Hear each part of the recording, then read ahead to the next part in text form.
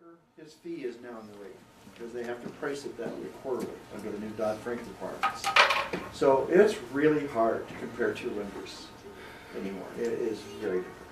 Are we ready, gang? Yes, sir. Yes. Let's do it. Okay, hopefully you've got a copy of a, does anybody not have a copy of a purchase contract in front of them? Looks like everybody does. Okay, good. All right, we're going to quickly review where we left off last week. And I mean, literally quickly. Okay, so we've got our RPA and joint escrow instructions. We've got a date on it. We've got a name. We talked about the importance. This is a little different offer, so now we've got the Thor and Lemming and Nathaniel Lemming. We talked about the importance of knowing that your client's name, middle initial, are they juniors, are they seniors? Obviously, the property address is important. It'd be nice if this particular offer had a parcel number on there. Not the end of the world. It's not going to contractually invalidate it if you don't have the APN when you write it, but it's not a bad idea to put it on there. This property is in the city of Riverside. It'd be nice if it said the county of Riverside on this pre-printed form, okay? So let's be professional. Let's fill out every blank we possibly can. We've got our purchase price. Let's fill something in here. We've got our purchase price. I think last month or last week we used $250,000. Let's just stick with that. It auto-populates that. We talked about the importance of having an accurate date. We can arm wrestle over, we prefer 45-day escrow as opposed to, May 15th. So I'll just put in, May 15th. Keep it in mind, I've already checked my calendar, which I haven't, but let's just pretend for a minute that I've already checked my calendar, and I've determined that May 15th does not conflict with a holiday, with a weekend. It works with my lender. Brad has blessed a May 15th closing date. We can get the appraisal done on time, so everybody's happy. So again, personal preference, prefer a hard date. Again, many of you have sat through this class more than once, and I know many of you have said, Lance, I don't prefer a hard date. There is an argument for 45 days from acceptance, and it's a good argument. The only thing I would restate, if I didn't make it clear last time, is if you do put, check the box, this is blank, check the box, 45 days from acceptance. This is what I suggest you do immediately upon acceptance.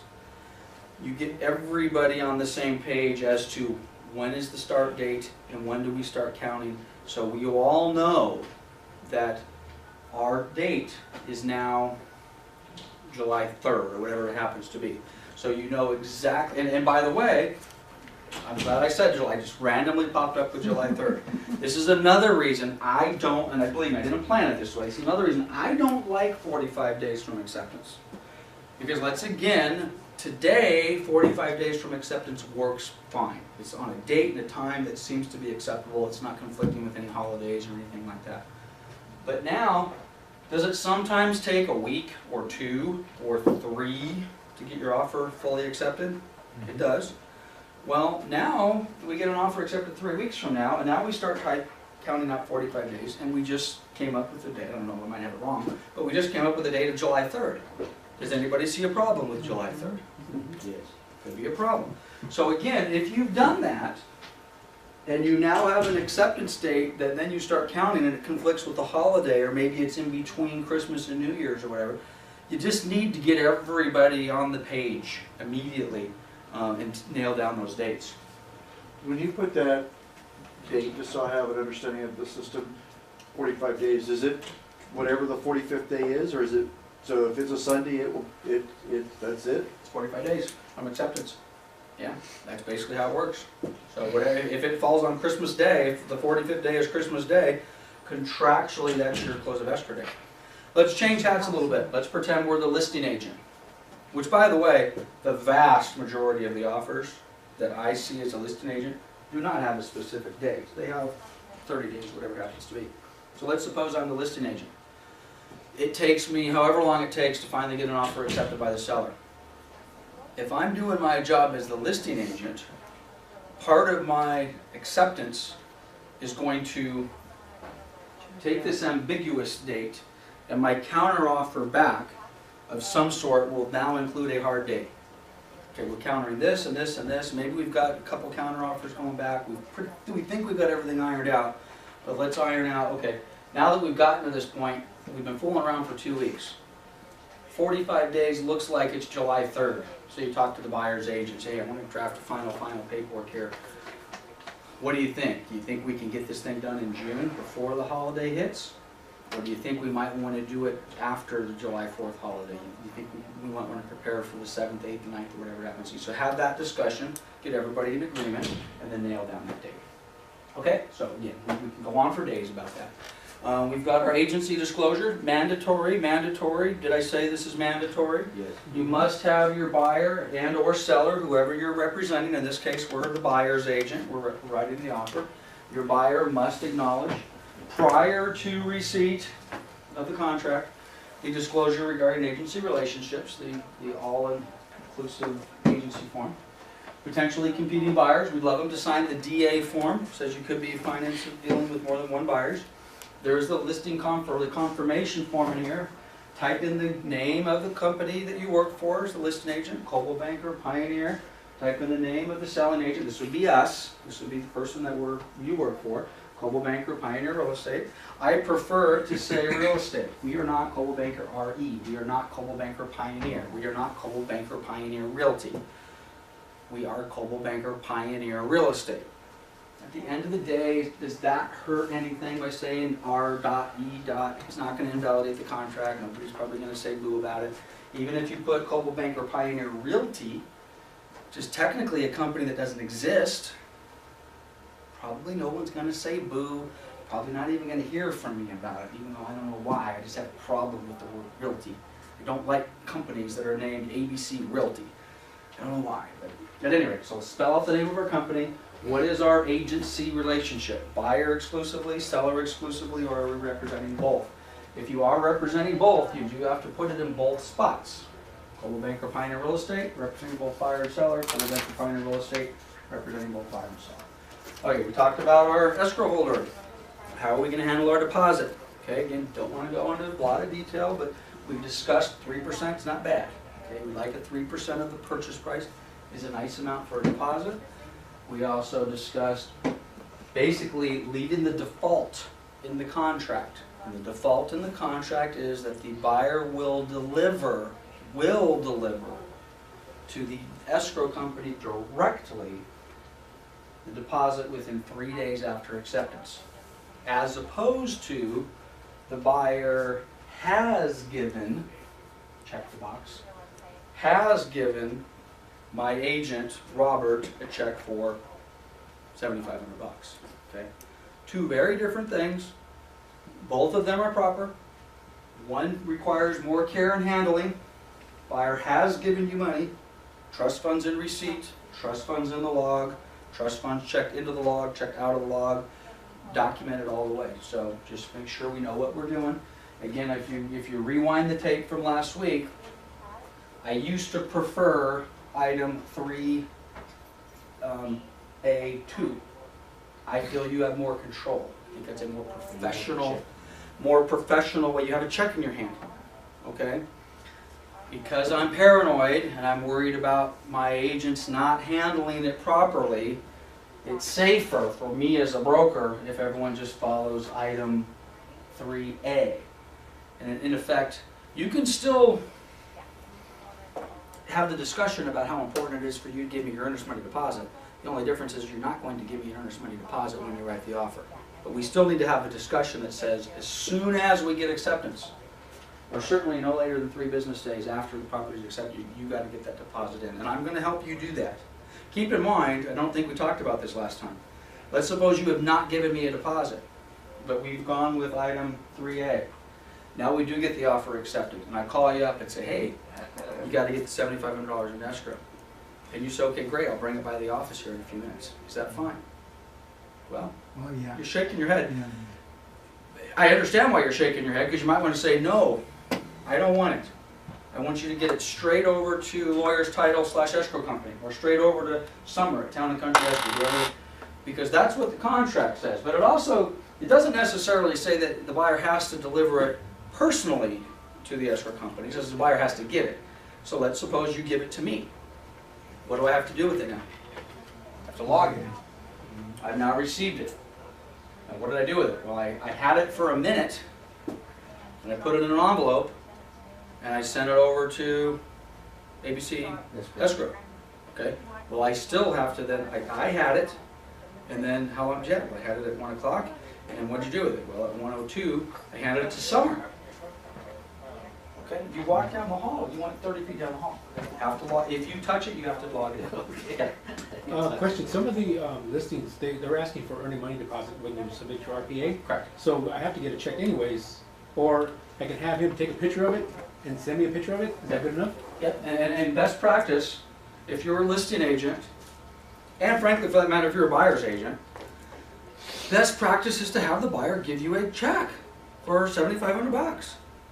Made payable to, we're going to get to this on page 2 of the contract, made payable to the escrow company that you have put in there, or made payable to Coldwell Banker Pioneer Real Estate. Okay? Because a lot of the listing agents will say, hey, that's nice, I see your good deposit, or I see your offer, it's really nice. Show me that you got a deposit check. Now you could say, well, reference page 1, paragraph 3A, as you can see, Mr. Listing Agent or Mrs. Listing Agent, I have not collected the deposit, and the buyer will put their deposit directly into escrow upon acceptance. You could say that. Some of those sellers, some of the banks will say, no, get a check, give us a copy of it. Should we request wiring instructions for that? You could, they could wire it in directly. You have to know what escrow company you're dealing with. You said you could, and if you do business regularly with Summer Town and Country Escrow or Sally with ABC Escrow, not a bad idea to have their wiring instructions, so you can have that. So, okay, again, my summary is a little longer than I thought it was. So we're dealing with our deposits, we're dealing with increased deposits, which we talked about. We talked about how we're going to handle loans. You can FHA, VA, conventional. I think our example last week was a 20% conventional. So what we would have done in that case, we would have went to Brad and said, you know, what's a 20% conventional at 200? And he would have said, well, your loan amount, Lance, is going to be 200,000. Okay? Okay? Fair. Oops, we didn't put our deposit in here. Let's go up. We put our deposit in here. Initial deposit is 7,500. That's our 3%. Okay? One of those nice little things that it'll calculate it. So you got a $7,500 deposit. You got a $200,000 loan. The buyer needs to bring in a balance of $42,500 for a total purchase of $250,000, which should match the purchase price up top at $250,000. So, Mr. or Mrs. Buyer, congratulations, we got your offer accepted. As you can see, let's see if I can get this to fit all on the same screen. A little tough for those of you viewing at home. Shrink this just a little bit. Okay, well, this is going to be a little tough to see for just a moment. Maybe it's impossible to see for the moment. Okay, as you can see, Mr. and Mrs. Buyer, we've asked you for $7,500 as an initial deposit. We've asked you to bring an additional $42,500 as the balance of purchase price or down payment. You need to read these contracts literally, okay? So, easy math says you got a $250,000 sales price. We're asking you to bring in $50,000. So guess what? All you need to buy this house is, work with me, give me the wrong answer. All you need to buy this house, the wrong answer is $50,000. Right? Has anybody ever closed a deal or heard of a deal where you get down to close of escrow, the buyer has given you a check for $7,500, which is in escrow, you're now 45 days later, you get loan approval, you get everything ready to go, we're going to close on Friday, and you say, be prepared, because escrow is going to call you, and they're going to tell you to come on in, and we're going to sign some final paperwork, and you're going to bring in the funds you need to close. So your buyer's sitting at home, real excited, okay, we've got our $42,500, everything's fine, okay? And then they get to escrow, and then you get the phone call that says, your buyer's a little confused. They don't understand that we need, because by the way, approximately how much more money might they need? Let's just, for argument's sake, let's say they need about 50 grand. So escrow says, in order to get this closed, you need to bring us in about 50,000. And the buyer's like, oh, it's okay, honey, we already gave them the 7,500. You know, so we're just going to roll in there with the 42. Now, whose fault is that? That the buyer does not understand that this number here, balance of purchase price or down payment. Down payment is for the down payment. The closing costs are different. Does it say balance of purchase price including closing costs on this line? It does not. Okay? So, I cannot, the answer is dozens. I have had dozens of escrows either delayed or fall out because the date You have 3 hours, you get. we will be done in an hour and 45 minutes. Thank you, Brian. But I've had dozens of escrows fall out because 3 days prior to close of escrow, the buyer somehow, and again, in fairness to the lenders and in fairness to some of the buyer's agents, sometimes the buyers just needed more help than we were ever able to provide, okay? But I would say in 95% of the cases, the buyer coming in with that challenge 3 days before close of escrow is your fault. Even if it's Brad's fault, it's not Brad's fault, because as much as I've said we've turned to the lender for what the closing costs are going to be and what this is going to be and all the rest of that sort of stuff, we still have a responsibility to make sure that communication is in play. And we have this little thing over here called, you know, good faith. You know, you understand, Mr. and Mrs. Wright, it says right here, and you signed it. You understand? And again, when you're writing these offers for these buyers, you need to explain that to them. Say, I don't exactly know what your closing costs are going to be. Brad's going to help you with that, and you're going to meet with him in a couple hours as soon as we're done with this. Or maybe you've already met with him. So he may have already told you that your down payment's $50,000, but you've got escrow, you've got title, you've got loan fees, you've got discount points, you've got origination fees, you've got special fees, whatever they have. And he's going to give you a number. He's going to say, you understand that down payment and closing costs is $58,000 or whatever it happens to be. Yeah. And not to take any of you, just staying with the mode here, you know, if this customer, by the time they get to escrow, don't know, and you should have ownership, you're probably need another lender. Yeah. Because they have to be, they will have been notified no less than 4 times before they ever get loan docs. Has anybody in this room Okay. ever had this problem? Okay. So, I'm telling you, you will have this problem. Hopefully, but not hopefully use you'll me. never. The problem that you're, well, when you have this problem, hopefully when you have it, you will have the problem as the listing agent. So you will then be able to turn to the buyer's agent and the lender that you allowed them to use because you didn't ask them to get cross-called or whatever it happens to be. Now you're still going to have to look at the mirror, because by the way, now you have to turn to your seller and say, Mr. and Mrs. Seller, we have a problem. As you go over to their house and they're stacked with boxes and they're ready to go. And you get to, these are so fun. These conversations are so much fun to explain to your seller that the reason you're not going to close is because the buyer, who you were told has a fully approved loan, which does have a fully approved loan. And you might ask the question, how did they get a fully approved loan? They should have had verifications of all this and they had verification that money is in the bank. Well, they did have money in the bank and then they spent it. The buyer went out and they bought furniture for the house that they don't own yet. You know? But at any rate, as a listing agent, it's not fun to have to sit back and tell your seller that you can't close escrow because the buyer didn't realize that they had a closing cost on top of the down payment. By the way, who does the seller hold responsible for that? Who does the seller hold responsible for that? Listing agent. Yeah. How did you let that happen, Robert? Michael? How did you let us get this far down the path? You told me that the buyer was approved. You told me that the buyer was signing loan documents. You told me we're going to close escrow tomorrow. And now you're telling me we can't. It's tough. It's a tough deal. Okay, so we've got our balance. Oh, by the way, we've got this little line in here. And by the way, this is by design. I don't know if you guys have noticed in the purchase contract, there's not a lot of room to write stuff. Okay?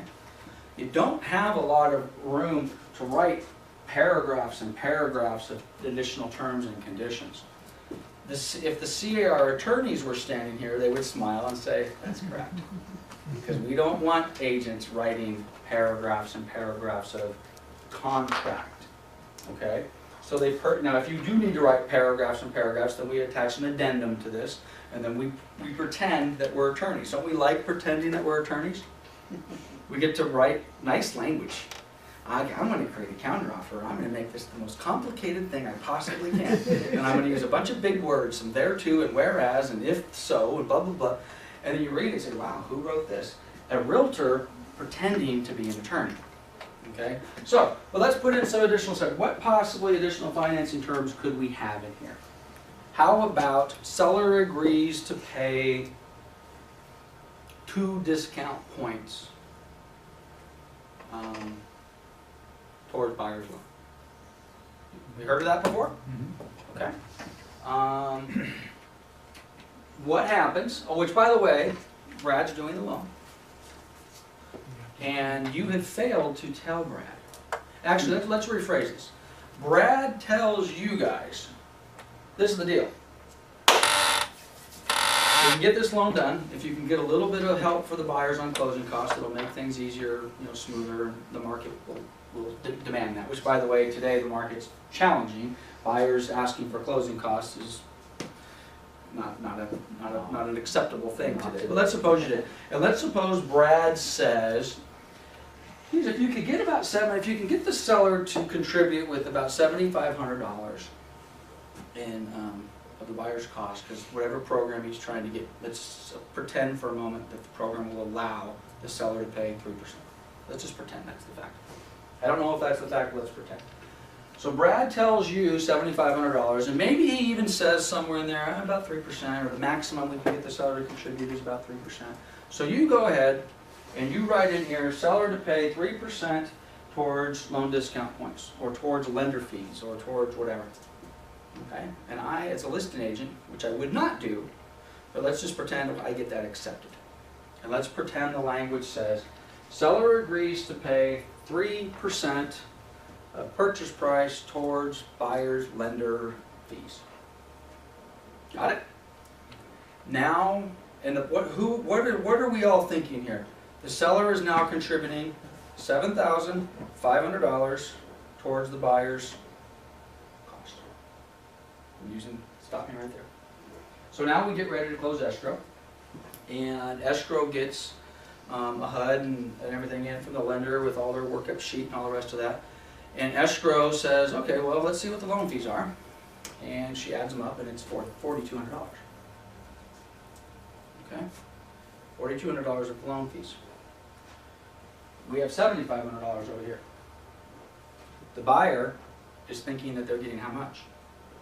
$7,500. Maybe even Brad is thinking that they're getting $7,500, because he said the seller can pay up to $7,500, and you told Brad, hey, the seller agreed to pay $7,500 of the buyer's closing costs. Okay, so Brad, $7,500. Buyer's thinking $7,500. Buyer's agent's thinking $7,500, and then you run into me, a listing agent who reads. Now escrow calls and says, the loan fees, as addressed in additional terms D, say seller will pay up to $7,500 worth of lender fees. Brad's lender fees are $4,500. Guess what?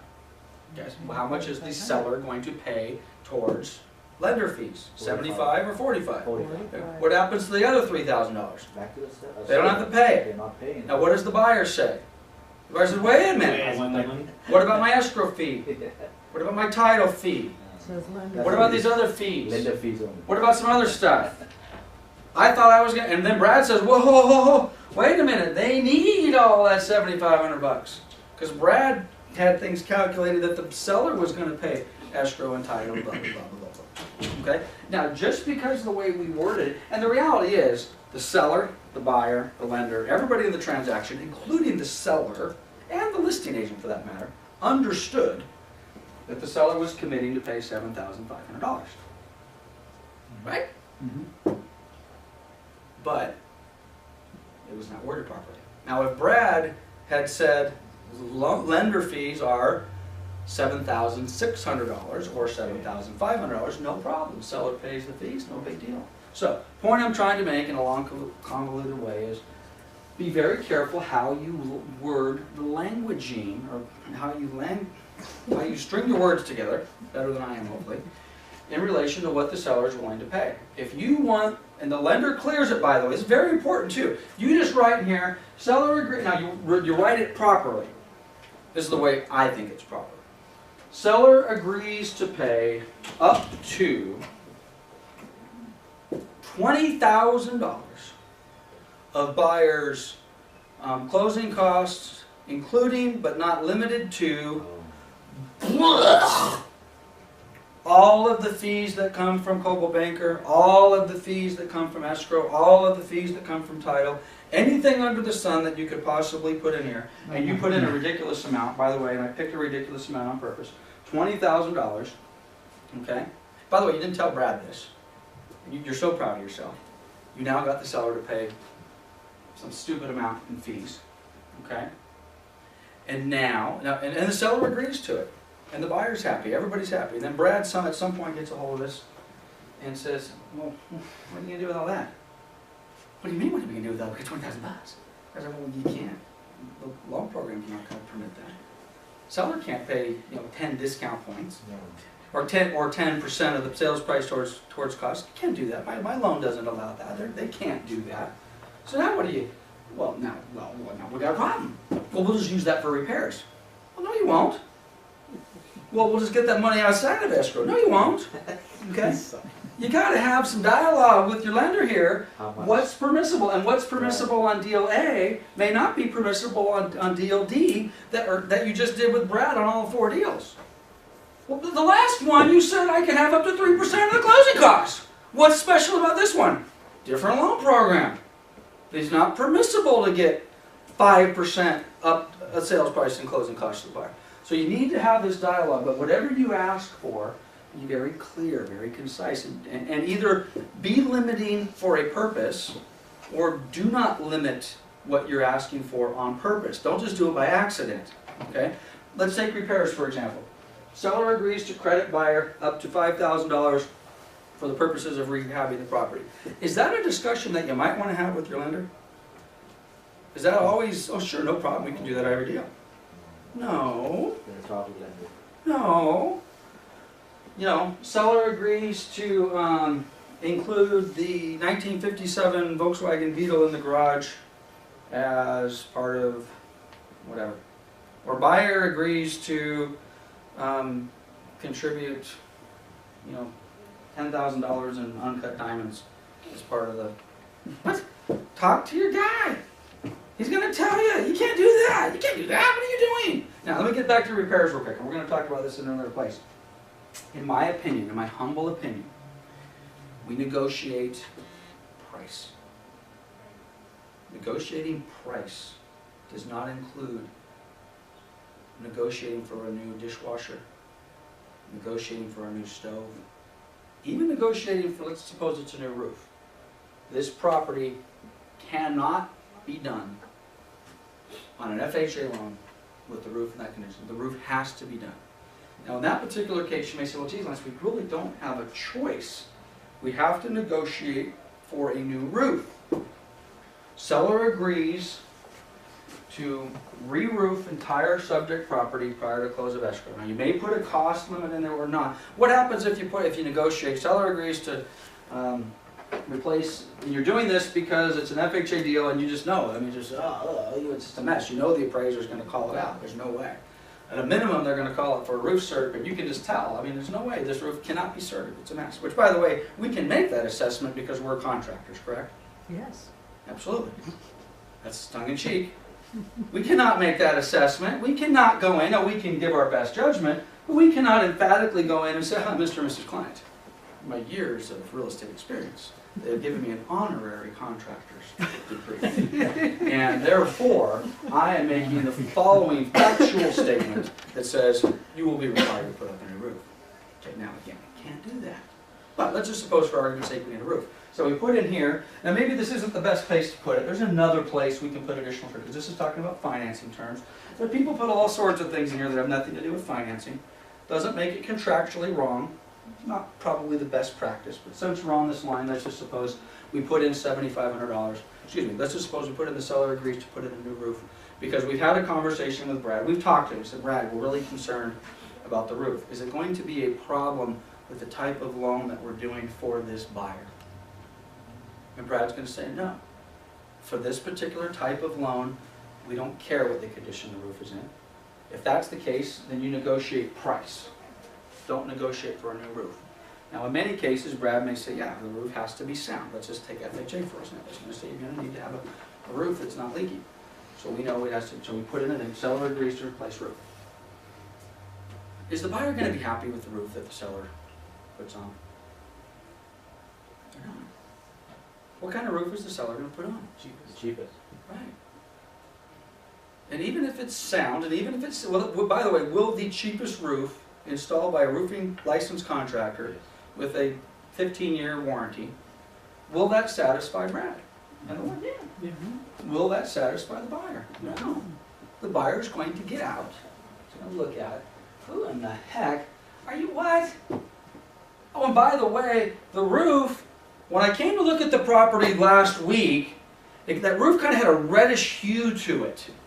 And we really liked that. That really set off the trim and the oleanders on the side, and we loved that reddish hue. It's gray. Guys, I'm not making this stuff up. I've had that happen. We replaced a reddish hue, and I use the word hue because that's the word they kept telling me.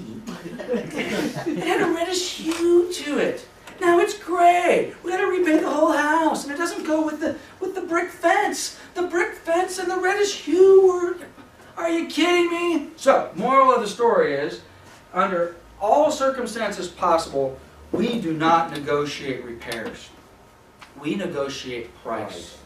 And if the buyer is hung up with condition of the landscaping and the pool equipment and the creepy crawler and the trees need to be trimmed and the wood on the side of the house needs to be removed and the garage door's got a little cute, you know, as long as it's not a problem for the lender / appraiser, we negotiate price. So you may say, but my buyer doesn't have enough money to fix these things after close of escrow. Well, it might take them a couple months or a couple years. If you go down the slippery slope of negotiating repairs into your offer, I am just telling you, you're asking for trouble. And I don't care how minor it is. I think we talked last week, seller to replace stove. Dishwasher. If you are going to do that, you specifically need to ask your buyer, what do you want? Give me a model. Give me a make. Tell me exactly what you want. Where did you get it? What store did you pick it up from? And I know it may sound a little silly, but I want you to go into the contract and I want you to write seller to replace the stove with model number 1234, that's stainless steel, and it can be purchased at Home Depot for a cost of, you're still asking for trouble, but be careful with that. Yeah. Something I want to add that you may or may not be aware of. Do you know that when you order an appraisal, he gets a copy of the executed purchase contract? Yes. So if you didn't realize it, you just told him on the repairs to look for them. And guess that appraiser now may be calling things out that he or she may otherwise not have called out. Right? Right? Absolutely. Guys, negotiate price. Don't make your life more complicated than it should be. This, I was just going to blow right by this, but let's just also deal with this. Who wrote this offer? Lance Martin, Coldwell Banker Town, Real Estate. There's my name, there's my fax. And there's my, where's my email? I thought I had email on there, no? No. It's on the last page. Okay. Don't borrow anybody else's paperwork. If you're writing the offer, the bottom of this form needs to have your name on it. Okay? We won't accept it either. You're creating nothing but heartburn. Probably about at least 5 out of 100 offers, 5%-ish. We get an offer and we think we're, you know, Lance Martin's the broker, and we call, hey, can I talk to Lance? You just wrote an offer on Main Street or Yearling Way. No, I didn't. Are you the broker? Yeah, I'm the broker. Oh, let me go. Oh, I see on page 8, I see John Smith. Who's John Smith? Oh yeah, John Smith just worked for me. He doesn't have his, you know, hasn't joined the board yet. Come on, guys. Get your stuff. Let's be professionals. Okay. All right. Page 2. We made it. We made it to page 2. We will move a little quicker. All right. Verification of down payment and closing costs. I'm going to deal with the defaults, and then we can talk about how we get out of the default. The default on the contract is very simple. By the way, this is your basically your VOD. If you hear terms from lenders, if Brad says, hey, we need a VOD, verification of deposit. He's not really talking about deposit as far as earnest money. That's another thing that can be very confusing, especially for new people in the business. Sometimes when we say, up here, when we talk about, 500%. up here, on page 1, oh yeah, what's going on? For 100%. Okay, on page 1, we start talking about deposits. We're talking about earnest money deposits, EMDs. We love acronyms. Everybody loves acronyms. Hey, we got the EMD. Oh, you don't know what the hell's the EMD. Earnest money deposit. Oh, by the way, again, this form used to be called the deposit what? Receipt. And it was a receipt, like a receipt that you get when you give somebody a check for money. It would be a receipt for the $7,500 deposit. Okay, now we're going to use the word deposit in a different form, or actually we're going to go back to the deposit. I apologize, it doesn't say anything about deposit here. It talks about verification of down payment and closing costs. Lenders normally refer to this as a VOD. This is a verification of deposit, and what that means is the lender, Brad, has said, we need you to authorize us to send a document to your bank, and your bank, Bank of America, let's say, needs to verify funds on deposit in your account. And in this particular case, it sounds like we need 50 grand. It sounds like we need maybe, let's just say, 8 grand for closing costs. And then there may be some reserves on there. So when Brad did his pre-qual for your buyer, Brad may have a number, and he's calculated out. He says, okay, these people need to have, let's just for argument's sake, let's just say they need to have $62,000 on deposit. If they don't have that amount of money, Brad needs to find out why, where, are we allowed to give funds on this particular loan, or where's the money coming from, or is it in a different account? Is it liquid? Is it available? And maybe we have 3 different accounts to verify. So for contracting purposes, what this says is the buyer is agreeing within 7 days to provide some type of proof that the buyer has the funds necessary to close. Now again, maybe a little different than what Brad's looking for, because Brad's looking for something more formal. He wants literally something that comes directly from the financial institution. Now from the listing agent's perspective, normally what would suffice to satisfy this? What would we want to get from the buyer's agent? Just a bank statement. Just give us a bank statement. Now we don't look on the bank statement necessarily, although we should. We don't normally get 3 months worth of bank statements. We get the one bank statement that says there's $100,000 in the bank. But maybe on that bank statement, we look on there and says, well, the account actually was just opened a week ago and it had nothing in it, and then there was a $100,000 bank statement, and it was on the bank statement you look at the thing and it says deposit cash, $100,000 bucks. Now it's possible Brad might have a problem with that, or he might at least have a question. Well, where did the $100,000 come from? And it says on your bank statement that you deposited cash. Who does that? Drug dealers? Okay. Terrorists? Okay. All right. Do drug dealers and terrorists buy houses? Yep. Well, they may need to buy the whole house for cash, because Brad might have a problem documenting where that money came from, which could be a problem. But for our purposes, what this is saying is the buyer will give us some document, normally a bank statement, that says they have enough money to close the deal. And for our purposes, we normally want to make sure that's on this deal, 60 grand will probably be nice. If they give you a bank statement that says they got 11,000 bucks, you might want to put a red flag. And by the way, if they do give you a bank statement that says 11,000 bucks, they are in breach. Let's suppose they give you nothing. It's now day 8. And you, again, contract, verification, buyer, or buyer's lender or loan broker, pursuant to 3H1, shall. That's not says, that doesn't say may. Shall basically means you will. Okay? Shall, within 7 days after acceptance, deliver to seller written verification of buyer's down payment, closing costs. And if checked, or if checked, a verification. Another way, what this says is, if I check this box, you already got it. Yeah, There it is. I'm giving, which by the way, is that best practice? Best practice is to give the seller and their agent, along with the offer, here's my bank statement. Well, let's suppose you didn't do that. Let's suppose you have written, and by the way, you can apply this to probably 24 other items in the contract.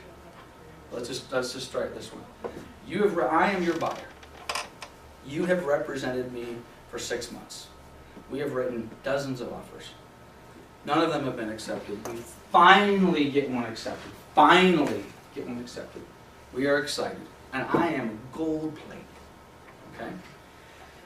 You asked me for a copy, say, hey Lance, I know we wrote the offer yesterday, and I forgot to get your bank statement. Matter of fact, you had it, you were going to give it to me in the excitement of writing the offer. It must have ended up back in your briefcase.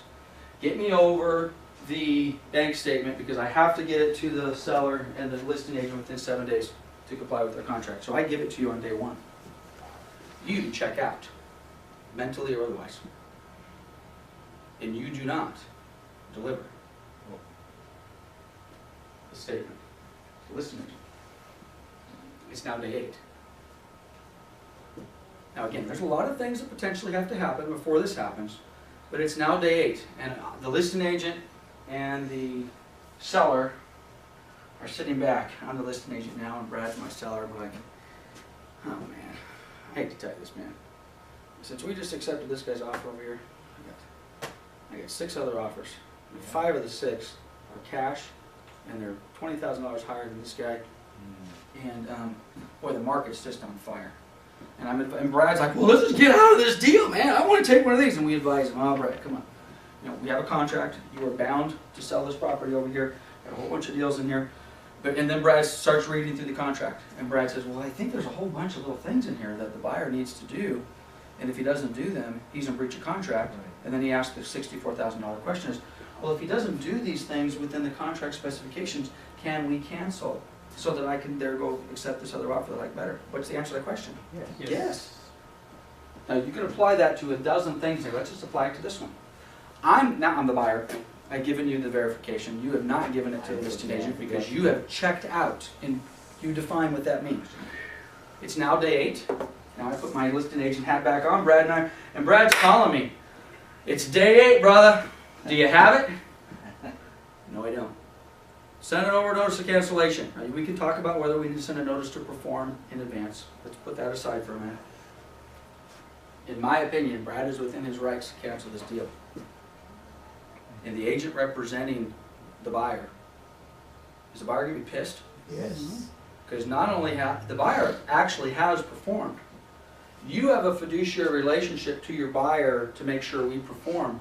But if the buyer chooses an idiot, well, the buyer is responsible for choosing an idiot to represent them. That's not an excuse. The buyer can't go into court and says, my agent had it. The judge is going to say, well, you know, I understand you relied upon your agent to deliver that document so that you would be in compliance with paragraph 4G, whatever it is. And we understand that, Mr. Martin, that you relied. However, your agent failed. So when this is all said and done, you might want to consider legal action and damages against your agent. So, keep that story in mind. You can apply it to almost anything on this contract. And believe me, in this market, are sellers looking for reasons to cancel offers that they just accepted literally the day before? They are absolutely looking for reasons to cancel. And you certainly don't want that reason to cancel. It's one thing to lose a deal because your buyer didn't perform and they couldn't get it done.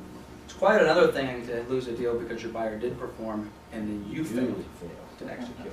Okay, so we got to get verification of the buyer's ability to have the money to close the deal, which again is different than the requirement that Brad's going to put on you guys. Brad will have a buyer. I'm assuming we still have to do this via mail. Okay, send it, that's electronic or phone verification. We have 2 current bank statements with sufficient funds, so 60 days ceasing prior to the application, and no unusual deposits or transactions. $100,000 cash, is that unusual? It's illegal. Okay. First of all, it should have been reported to the IRS, but ever since the Patriot Act, But what it's not happened is the acceptable. client, actually I have like cash buyers. Yep. There's a couple of them, they put money in the safe. And when the time comes, okay, now I Problem. wanted The to. cash is okay, they have to report it somewhere else on an IRS statement, but since there's no financing, but the Patriot Act requires that any transaction over $9,999. Yeah. Okay, well let's get a silly example, but these happen, okay? You need so much money in the account. The buyer, drug dealer, realizes that needs to be verified. So Brad gets a copy of a bank statement. He used the word seasoned. I don't know if you caught that, but seasoned basically means a seasoned bank statement is a bank statement that makes some sense. There's a dollar amount in it a year ago. That dollar amount over the 12-month, in this case 2 or 3 months, it can do this. Okay, but when it does this or it does this, then the seasoning, you know, it's a little spicy. Okay, that requires an explanation. Why did all of a sudden your bank balance drop so significantly, or why did your bank balance increase so significantly? Even if it wasn't a big, huge cash, what if there was 10 $7,500 deposits over a period of, you know, a month? Now, again, Brad may define seasoning a little differently, and we'll let him respond here in a second.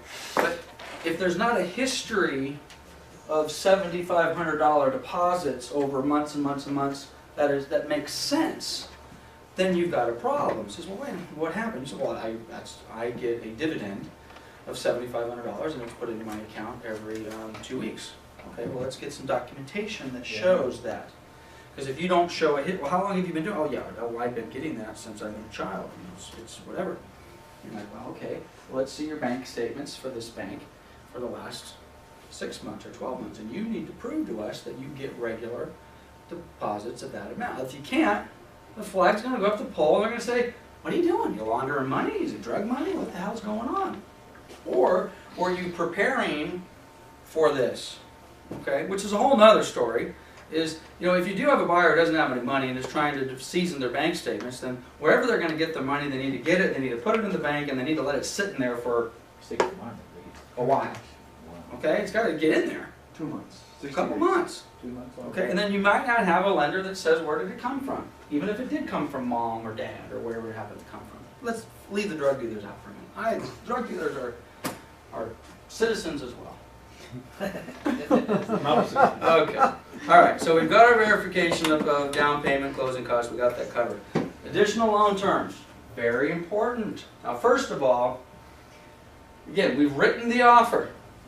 We've got it written. It's signed. We on page 2, paragraph H1, loan applications. The default says that within 7 days from acceptance, the buyer will sit down and file a loan application.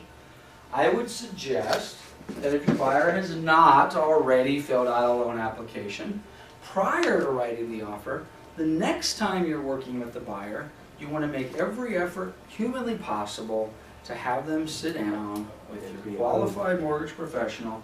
Not just do a telephone pre-approval over the phone. That's step one.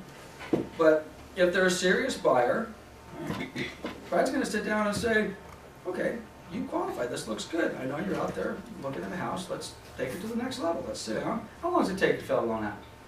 You can do it online in 8 minutes. 8 minutes online. By the way, online's great.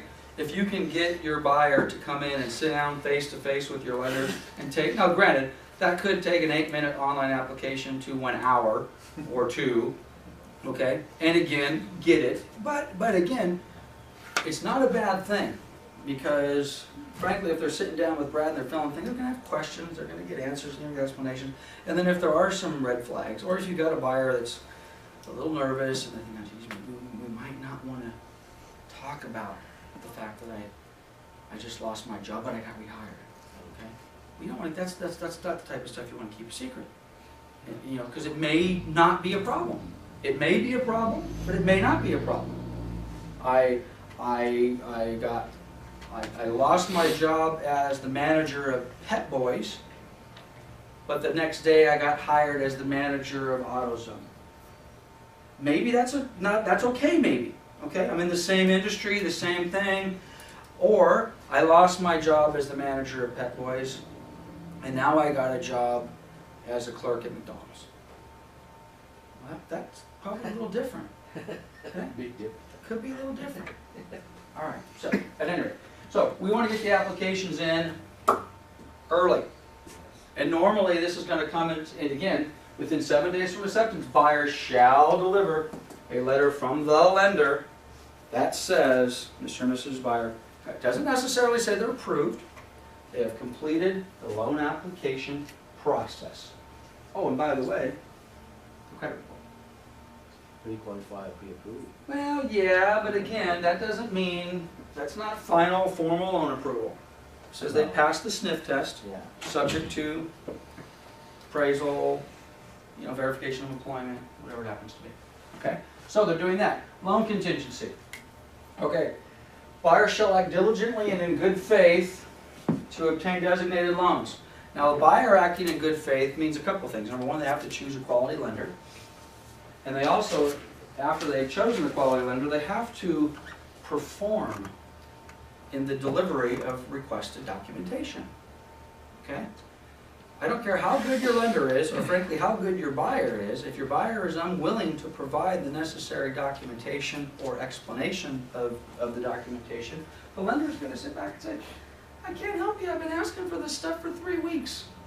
And now you're pressing me to close in 3 days. I can't do it because Mr. Buyer over here is dragging their feet. It happens all the time. So the loan contingency, again, let's get back to this. Buyer shall act diligently and in good faith. Then we're obtaining the loans. Obtaining the loan specified above is a contingency of this agreement. So in other words, the loan is denied, the agreement is nullified, buyer's earnest money deposit is returned, no harm, no foul. Okay? Buyer's contractual obligations to obtain and provide deposit, balance of down payment, and closing costs are not contingencies of the agreement. So in other words, kind of what we talked about just a minute ago. Brad finally has a fully approved buyer, loan doc's ready to go. At some point, down payment verification was all in, but at some point prior to close of escrow, the required money seems to have disappeared. We now don't have enough money. Well, if the buyer turns up and says, oh, well, I know my loan's approved, but, you know, I don't have, I'm a little short. Just bought a new TV. Well, which is, you just reminded me of something else. It is important, and Brad will remind you of your buyers of this as well, but you need to have this conversation as well. Not to buy anything. Don't buy anything. We're buying a house. We're going to close escrow in 30 days. Do not go out and buy the new car. Do not finance anything. No new credit card. Don't even get a new credit card. I know we were in Macy's and they said we'd get saved $3 if we filled out an application for a new credit card. So it may have no effect on what Brad's doing, but it could have an effect. Okay? Got an inquiry. The credit was just right there where it needed to be in the inquiry, knocked it down 2 points. Yeah. Bam! But you sure as heck don't want them out buying cars or co-signing for their nephew or anything like that. Even the quality buyers, let them buy that crap after escrow closes. Okay? So, but it's not contingent, their funds are not contingent. Loan contingency. 3 and 4 are very important. Now keep in mind, right now we are representing who? We're writing the offer, we're representing the buyer. We want to look after the buyer's best interest, so you need to be careful with this.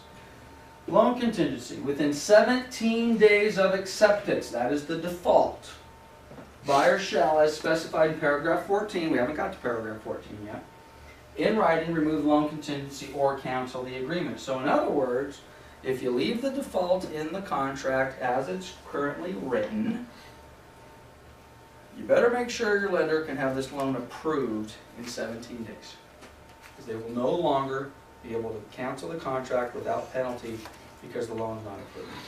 If you don't think your lender can get it done in 17 days, you need to modify this. You either need to check the box and put a days in here, and you need to talk to your lender. How long is it going to take?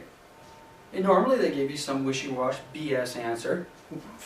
Well, it could take a couple weeks, or I've closed them in a couple of days. The reality is they really don't know, because who does it really depend on how long it's going to take? There's more than one party involved. It's not just him. Well, it depends on how cooperative your buyer is. So, well, if the buyer gives me everything I need, and if processing and underwriting isn't overwhelmed, we should be able to get it done within a certain period of time. I got to tell you, most lenders, if you ask them, can you get us a full formal loan approval within 17 days? Well, the honest ones are going to say, well, geez, I should be able to, but there's a lot of contingencies there. I is most important. What? I. Well, and we're not only are we going to get to I, we're also going to talk about I put the check mark on the this one? Yeah. And that's where we're headed on this. But let's get to that in a minute, and then we'll talk about what your suggestion is, which is important. So the loan contingency removal, basically, you got to be careful. Best practice for buyers, agents representing buyers, is to check the box. The loan contingency shall remain in effect until the designated loan's funds. Okay, that does a couple of things. And one, it takes the buyer off the immediate hook, takes the lender off the immediate hook. So if it takes 30 days to get the loan funded, well, then the contingency's in place for 30 days. Okay? Now, as a listing agent, I don't like it. I don't like it. And what hat am I wearing? Not only do I not like it, I would prefer that we just said no loan contingency. Show me how confident you are. Now again, let's markets place different. Let's take a look at today's marketplace. If you have a really confident lender and a really confident buyer, and you've been writing offers subject to financing, now this isn't the appraisal contingency, not the appraisal contingency we're talking about the loan contingency. Is it okay for you to remove the loan contingency? Because you're trying to make your, well, you shake your head no. Let me tell you why I would say it is okay. It could be dangerous, which I get why you're saying, oh, don't do that. But if you've written 17 offers and they've all been rejected and you're losing to cash, and now you call up the listing agent and say, well, geez, what's going on here? He said, well, I got 17 more cash offers. I'm not going to tell you how much they are, yada, yada, yada. And you're like, well, geez, I know my buyer's ready to go. all Brad needs is a property and an appraisal. I mean, this thing's ready to go. The FICO score is 1,500. 1,500. Okay. So he's got a huge, everything's beautiful. So if everybody's on the same page, and that really means the buyer understands that they're putting their deposit at risk if they don't get this performed. If Brad stumbles, check the box, no loan contingency. Now that's going to be rare. I've had some buyers and some agents with extreme confidence that have done that, and frankly it's worked out fine.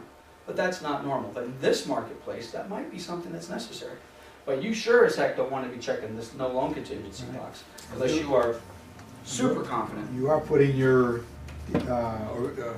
7,500 at risk. Correct? Well, the entire contract puts it at risk, but that would certainly put it at more risk. But if you want to compete with the cash buyer, that's what you have to do. You have a strong buyer, really want to buy it, that's right. You have to do it. That very well may be necessary. But the buyer has to understand, and in all honesty, we may want to prepare a separate agreement between the buyer or the lender and the buyer and us that basically say, hey, we are not recommending you do this. You're doing this because of market conditions and you want your offer a little bit. We just want it to be perfectly clear that if things go south, you're putting your money at risk. And we don't want you to beat Brad to death, or you don't want to beat us to death because you wanted to make your offer look a little bit better. This is a buyer's decision. And this is not your average buyer we're talking about. This is the super buyer. This is the super buyer that at the end of the day could say, oh, I could pay cash for it if I had to. And I'll just let Brad refi it after I close. Okay? The super buyer. Alright? Okay, so we've got our loan contingency in effect. Normally we're going to check this box, the loan contingency, and that is best practice. If you're writing the offer for your client being the buyer, that's what you want to do. Appraisal contingency. Now the appraisal contingency and the loan contingency basically go hand in hand. I mean the language is almost the same. And the time frames are almost the same. Appraisal contingency and removal. This agreement is, that is the default, is the default, is not, you have to check the box, is contingent upon the written appraisal of the property by a licensed certified appraiser no less than the specified purchase price. Pretty straightforward, okay? If there is a loan contingency, buyer's removal of the loan contingency shall be deemed removal of the appraisal contingency. If there's a loan contingency in place, buyer's removable of the loan contingency shall be deemed approval of the appraisal contingency. It makes sense. Brad has now issued a formal loan approval. Well, they don't normally issue formal loan approvals without an appraisal. Now, I don't know if this is common practice at PHH or Coldwell Banker Mortgage. Some lenders will issue a formal loan approval, which means nothing. With condition. Conditional approval. Yeah, conditional approval. Subject to. Okay, and one of those is an appraisal. Okay, but if you have a true, now again, there are all sorts of loan approvals. You'll have a conditional approval subject to docs, and you'll get the list. Your loan is approved with the prior to doc conditions, which basically would mean give us these 3 things, And once you get those, then we'll draw loan documents, okay? Or, and then I'll let Brad fill in the blanks, or, hey, your loan is approved, but you have a prior to funding conditions. Those are not normally ever gonna be an appraisal, okay? But a prior to funding condition normally is something small. You don't wanna go to that extent of getting, loan docs signed, everything, but then you're, oh, geez, we need this which by the way, how many escrows or loans have you had fall out that had a minor prior to funding condition that everybody thought would not be a big deal, but for whatever reason, you couldn't satisfy it? More than I would ever want. More than you want to talk about, okay? And I would think that in most cases, the reason that those fall out is not the lender's fault. The buyer, for lack of a better description, has fooled us. And one of the things that we all along was like, well, geez, Lance, you told us you have this piece of paper, and all you have to do is give it to us. And we've gone all the way down the process, and we finally get our prior to funding conditions, we funded. No, we haven't funded, excuse me, we can't fund. We're ready to fund. We cannot fund until you just provide us this piece of paper that you have said you have had all along. And now it's like, you don't have it. Well, guess what? You don't have a loan. Because this piece of paper is a heck of a lot more important than you realized, even though we got all the way down this point. So let Brad fill in the blanks here a little bit on our prior to funding, prior to closing, and even the appraisal. One other thing, and then let me have him comment on this. The default on this also is 17 days. You think it's a good idea to talk to, we talked about this a little bit last week, a good idea to talk to your lender, even though they don't have the control that they used to have on their appraisers. But they at least can get a general idea. Geez, the last few we've done, it's taken us more than 3 weeks to get the appraisal back. Right. This 17 days isn't enough time. How much time are you going to give us so you can change it? I need it to be longer. Any comments? Yeah, there's a couple of them there. So you are right, they're not going to give you a full approval. And the document you're looking for is a commitment to lend. The word commitment to lend means it is underwritten and all the main stuff is in, subject to. You might even get a commitment to lend with the appraisal not being in, saying subject to appraisal being at this price and, passing. You're so right, it works with the appraisal. So the appraisal, what usually holds that up in today's industry is that the customer hasn't given the lender their $500 up front. They're not going to order full formal appraisal and credit without a credit card or check up front. Because the lender doesn't want to be stuck for it if it all goes to hell. They just don't do it. So, for us, and for any of the companies I've worked with, even Wells Fargo for me, and the loan officer kind of controls that, we almost always order the appraisal within 48 hours of the date that the customer does the application. At some point I should define what that means, what an application means. Okay? So the 17 days to get the appraisal back should not be a problem.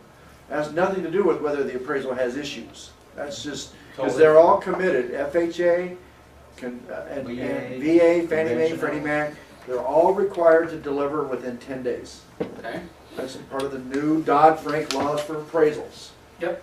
Okay, raise your hand, and we've got a few people in here that have closed a few transactions. Who has had an escrow open where, and maybe you even represented the buyer in this case, and if you did, shame on you. But who has had an escrow open where on day 17, not only is the appraisal not done, the appraisal hasn't even been ordered? Well, I've had plenty of them. Okay, plenty. Now, I will tell you, I have not had any where I was representing the buyer, because I will not let that happen. But I certainly have been on the listing side of the transaction, where we're now, and again, this is another, and I don't want to get into contact management, this is another reason why you need to have some sort of contact management system in place, or even SkySlope. If you were the SkySlope training earlier, there was a little reminder thing on there. I don't know if that's what I would use, but if you don't have anything else, it's as good as any. Plug in a little reminder on whatever it happens to be on, May 16th or April 16th or whatever the date is. Follow up, see if buyer's prepared to remove appraisal contingency. Well, a smartphone can now have a reminder for until you remove it, every day. Well, there you go. Well, there it is. Every day. Boom, boom, boom. I gotta get it. Do I have it? Do I have it? Long list every Do I get day. it? Well, let me ask you this. I mean, if you're the listing agent, or let's say you're representing the buyer, I'm the listing agent, and I call you on day 17, or Janet sends you an email and says, hey, you prepared to remove appraisal contingency, or for that matter, loan contingency, or whatever else we have on here, and you inform me that the appraisal has not been ordered, Oh, what are the chances of me giving you an extension? Probably zero. zero. Not probably zero, zero. Now, if you told me it's ordered and we need a couple more days, that's still a problem for your buyer. In most cases, agents and sellers will be reasonable and they'll give you, again, you gotta be careful. Use the scenario we just talked about. You know, Brad and I are just waiting for a reason to cancel the deal because we have a higher cash offer, and that's as good a reason as any. But in most cases, you can get an extra couple, 3 days. But I can count, I'd have to take my shoes and my hands, and I'd need everybody to take their shoes off and fingers raised how many times I, as a listing broker, have been told on day 18, or for that matter, we've got a 30-day escrow, and not only are we not ready to close on day 30, not only do we not have a loan approved on day 30, we don't even have the appraisal ordered on day 30. Now, on that particular case, shame on me just as much as anybody else, because as a listing broker in that case, I'm not doing my seller a job because I didn't follow through. And quite honestly, if on day 17 you tell me you haven't even ordered the appraisal, frankly, probably shame on me as well, because that's something I want to follow. Come on, where are we? Did you got the appraisal order? Okay, yeah. By the way, do people lie? No, people don't buy. I gotta tell you, people lie. Yeah. Oh, sure, it's been ordered any day. Gonna happen any day. We could go on for hours just about that. Okay, so we've got our appraisal contingency. Okay. And now what's another thing that's very common in this marketplace? Basically, in this particular marketplace, a lot of sellers are basically saying, we'll give you a loan contingency, but I'm not going to give you an appraisal contingency. In other words, we sell it for, what we say, $250? 250. Appraisal comes in at $245. Mhm. Tough. You agree to pay the difference between the value, appraised value, and the contract price. Now again, if you get a counter offer back, before you even talk to the buyer, you immediately turn to your lender and say, Brad, with this particular buyer in this particular loan program, can they do this? Are they allowed to pay the difference between the sales price and the appraisal? If the answer is yes, then you can turn to your buyer and you can say, okay, well, how bad did I? And then you also have to have a different conversation with them. Let's suppose it goes like this. Our contract price is $250. And let's suppose that we kind of feel that $250 might be a little tough. Market's rising, but we really think, frankly, it's probably worth $245. Okay? The buyer said, well, I can handle that. I got enough money, and that's not a big deal. So they agree to pay the difference between the appraised value and the price. And we all kind of sit around the table and we think, appraisal could come in at $250, but we don't want $245. Appraisal comes in at $225. Is that a little different situation for the buyer, maybe? Is there a little difference between coming up with $5,000 as opposed to $25,000? Oh, yes. Is that also potentially going to be a problem for Brad on this particular loan with this particular buyer? I don't know. Maybe, maybe not. Could it be a problem for the buyer? Yeah. Yes. Could be a big problem for the buyer. So again, we are on a really thin ice when we start to go. Is that a common counteroffer today? Is it common to hear back? And it's common. Check this out. By the way, can the buyer on an FHA deal pay the difference between the appraised value and the price? Yes. They can. Okay. Gotcha. Fannie Mae's been doing this forever. And I know the answer is yes, because Fannie Mae, they try to stay on the straight and narrow, although one of Fannie Mae's asset managers just got arrested a couple of days ago. Whole other conversation. And you just put that on video. Well, it's public record. It's out on the internet. At any rate, they try to stay on the straight and narrow, but it's very, very common for Fannie, even on FHA deals, to say the buyer will pay the difference. Now, part of me says, fine, it's free market. You know, they're getting a Govy insured loan if that's what they want to do, and if they've got an extra $25,000 in the bank, if that's what they want to do, fine. But the reality is, specifically on FHA buyers, is it traditional for FHA buyers to walk around with a whole lot of extra money in the bank? No, they have a minimum down payment, so. Most FHA buyers are not walking around with a lot of money in the bank, and for no other reason, that's why they're buying FHA. If they had a whole lot of money in the bank, they probably would be using some of that money, Right. getting a little better rate, a little better loan, getting out of the mortgage insurance, whatever it happens to be.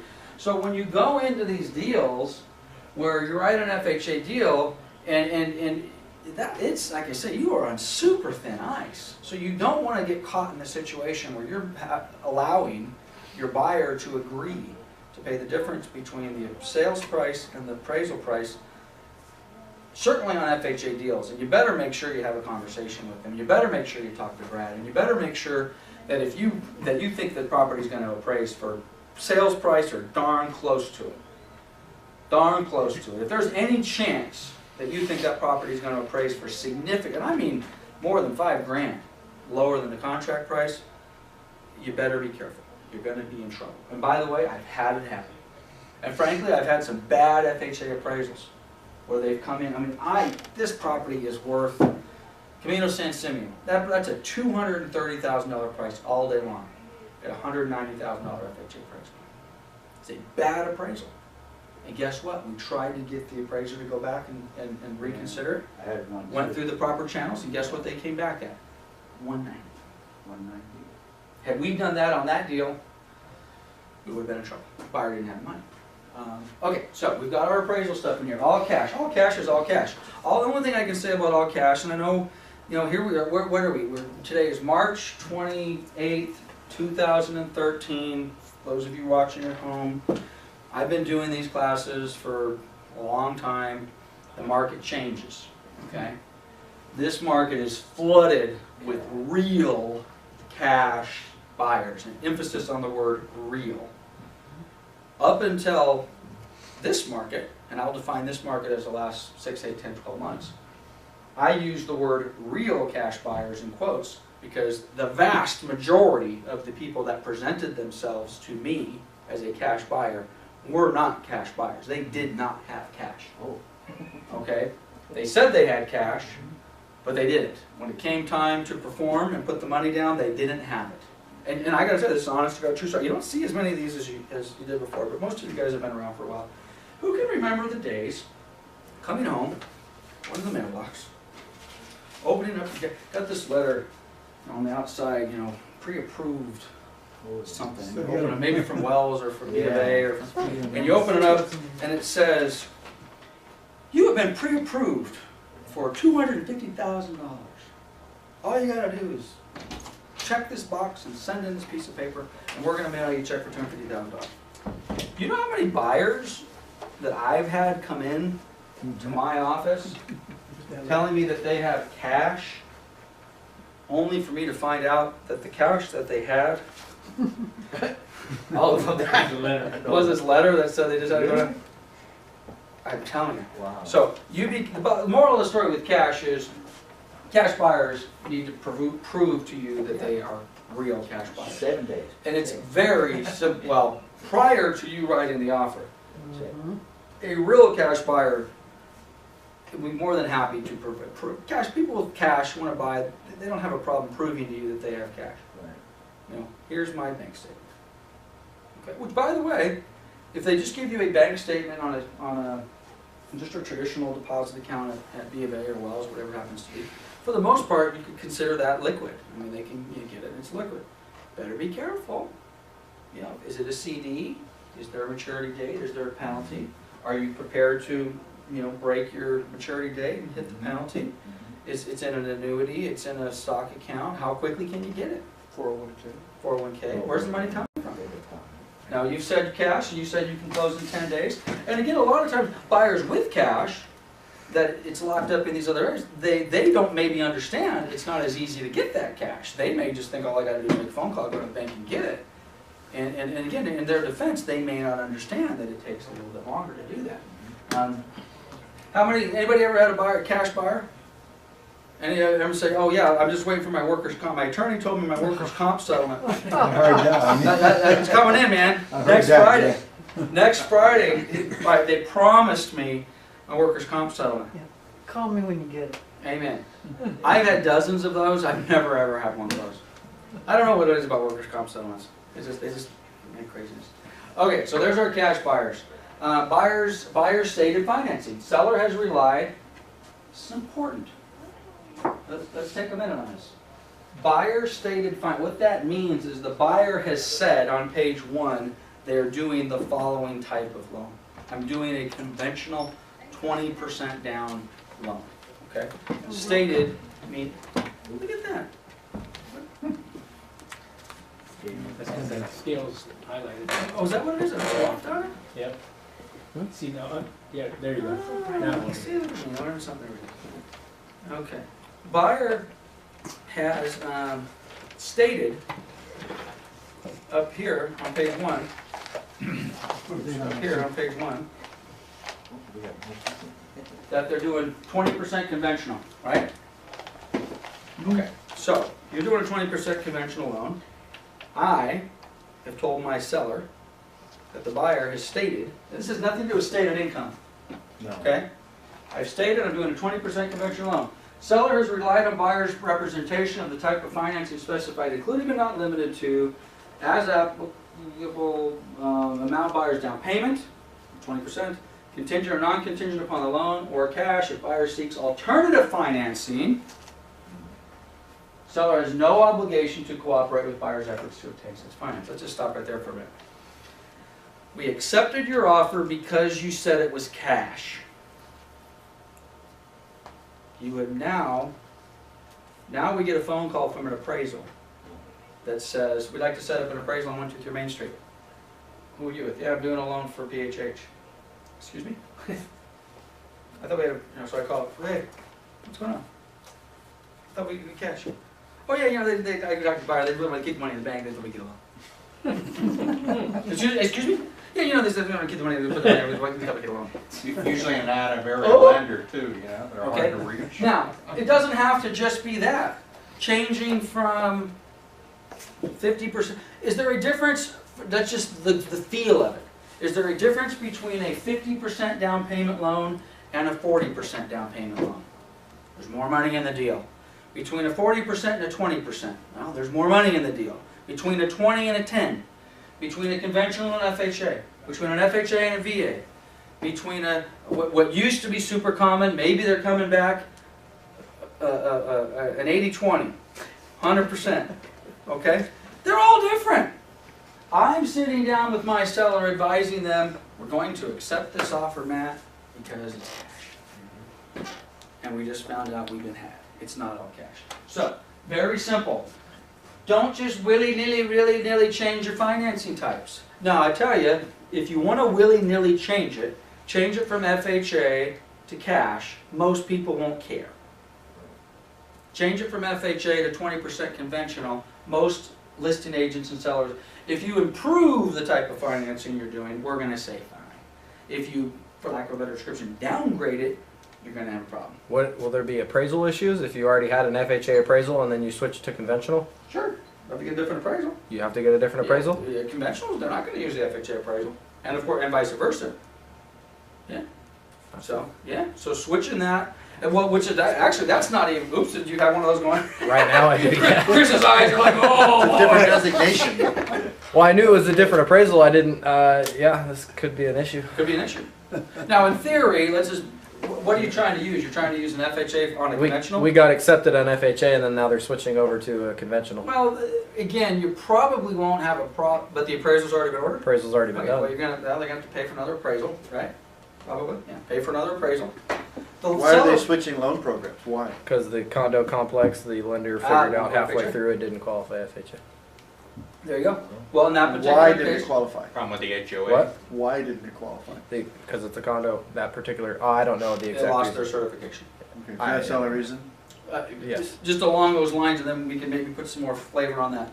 If you sold a condo pretty much anywhere in Southern California, let's just say 4, 5, 6 years ago, and you sold it to an FHA buyer, and now you're back in that same condominium complex with a history that you just sold it to an FHA buyer, it is not safe to assume that that condo complex is still FHA approved.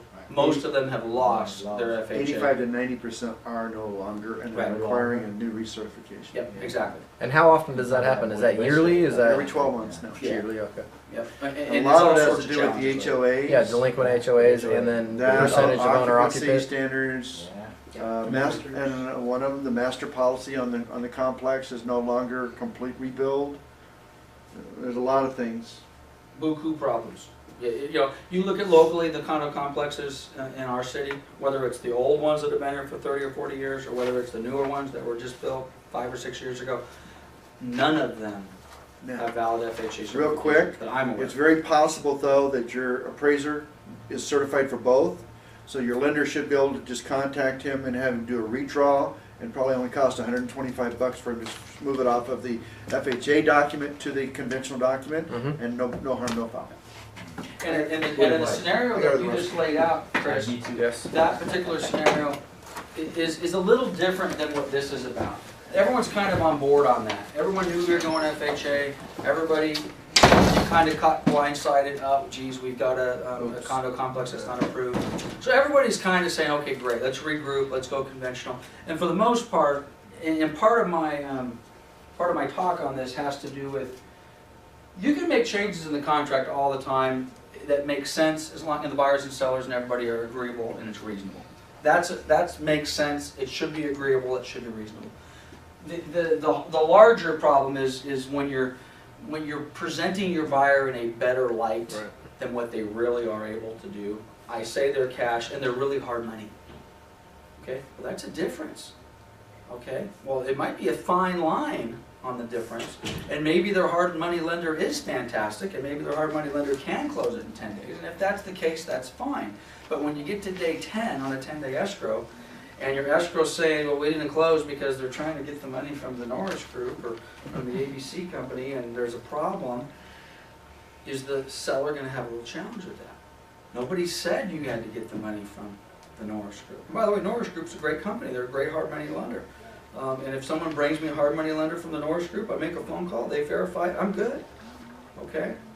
But anyway, be very careful. Whatever they state they have to do, and again, buyer's failure to secure alternative financing does not excuse buyer from the obligation. And having said that, if they do change, I think it says, yes it does, so the seller does not have to cooperate with the financing. So in other words, not cooperating could mean cancel. We're done. I'm not going to put up with this garbage. Change financing. Lines. Okay, allocation to cost.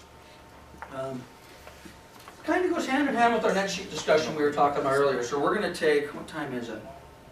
Oh yeah, we're looking good. We're going to take about another half hour. We're going to go through this, and then we'll take the last 5 minutes of the class and we'll do a little bit of net sheet stuff. Okay? So allocation to cost, if checked, unless otherwise, and again, if checked, it applies.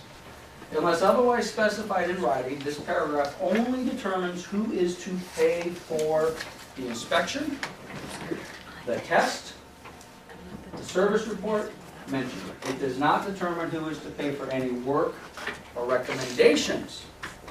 Okay? So all this says is who's paying for the inspection or the test or the report. Okay, so here we go. Buyer or seller shall pay for an inspection or wood destroying pest. That is commonly known as the termite report. Who pays for the report? In Southern California, traditionally the seller provides the report. In this market, that might be different. It's a tight market. I'm the buyer, I'll pay for everything, okay? Just give me a chance to buy. But normally it's the seller. Don't leave this blank. You know, put in something. Terminex, any reliable, ABC company. Do you have a question or you just? Just so you know, the VA, the buyer can't pay it. Right. The vet Okay. cannot pay for that inspection. FHA they can. Conventional they certainly can. Cash they certainly can. VA that's one of the exceptions. I was kind of running into some situations with this before where I actually checked, yeah, seller to pay for it. Okay. Well, it came back that there was repairs that needed to be done. Now those repairs have to be completed prior to the lender funding the loan. Okay. If it's not on the RPA, then the repairs do not have to be done prior to close Well, I think it's gonna depend a little bit on what type of financing you're doing.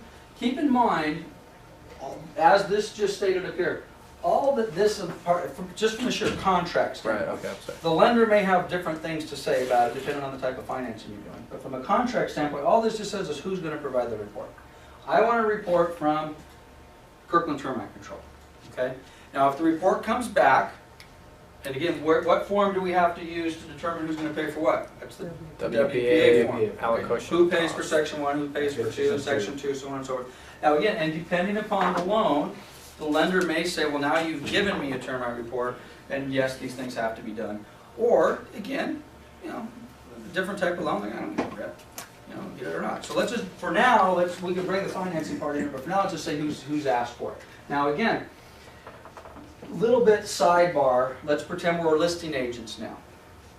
Let's pretend we've had this transaction in escrow previously. Let's pretend we had a termite report on the previous escrow. And let's pretend it says X. Okay? You now have a buyer that has come in and asked for a secondary report with a different company. Okay? You might want to deal with that in advance because you do have a duty to disclose, I have a report with the ABC company and this is what it said. And you can deal with who's paying for what. But let's suppose it's the ABC company, and let's suppose for a minute when the agent and the buyer wrote that they wanted a report from the XYZ company, they really want a report from the XYZ company. Okay? Well, if that's the case, you have to understand you will now have two reports, and they may not say the same thing. Two appraisers, no, 250, 245. Two termite guys, termites over there, termites over here. Termite cost 1,000, termite cost 1,200. One guy finds fungus, the other guy doesn't. Okay, so and both of those reports are in play. And of course the buyer now, of course, wants everything done on both reports for the absolute maximum amount of money. This is probably getting off on a tangent again with the lender issue. What if the listing agent does provide that and says, here's the WPA, or I'm sorry, here's the report that there is some damage on it. Yep. And now we both know that ahead of time and I Yep. disclose to the buyer that there is some stuff. Yep. Rather than having taken care of this in escrow and do the repairs now, let's leave it off of the RPA because now we know prior to. Yep. Is that allowed? Perfectly fine, as Okay. long as it's disclosed and it's understood. Now again, depending upon the type of financing we're doing, if the type of financing is going to require a free and clear termite report. Well, Which they normally don't, they usually don't. Right. Okay, so here's the key. If you disclose it as a cost, we gotta see it, you can't undo it. So Okay. if you put it on a GFE, if it gets on a HUD or disclosed in your lender instructions that it was done, or your lender's package, etc., you can't undo the do. well, no, I'm not saying to what do you're that. saying What I'm is that they're saying gonna deal is- with it after close of escrow. Correct. I'm saying let's As hide long this as report. the appraiser doesn't make any comments and require a Okay, termite, Right. because anything that's in section 1 Has to be done. and anything that is considered health and safety for any of them has to be done before docs can be Right. drawn. Right. Let's give you a good example, totally off the path, but it kind of ties into what Chris is talking about. Let's just suppose for a second, which by the way, the termite guys do this a lot. This bothers me a little bit. This is a wood destroying pest or Oregon, which by the way, just a real quick term. We do a whole class on termite reports. Termite reports are not all about termites, okay?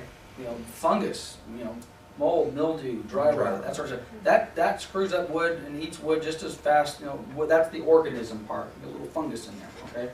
That destroys stuff just as fast as termites do. Okay, but we send out ABC termite, they look at the property, they do not find any termites, they do not find any fungus or dry rot or any wood destroying organism. Basically the property is clear. But they make a notation. While in the attic, noticed stain on the roof sheathing in the northeast corner of the property. No evidence of fungus or dry rot, I just noted a stain. May want to look for further investigation. What are they basically saying?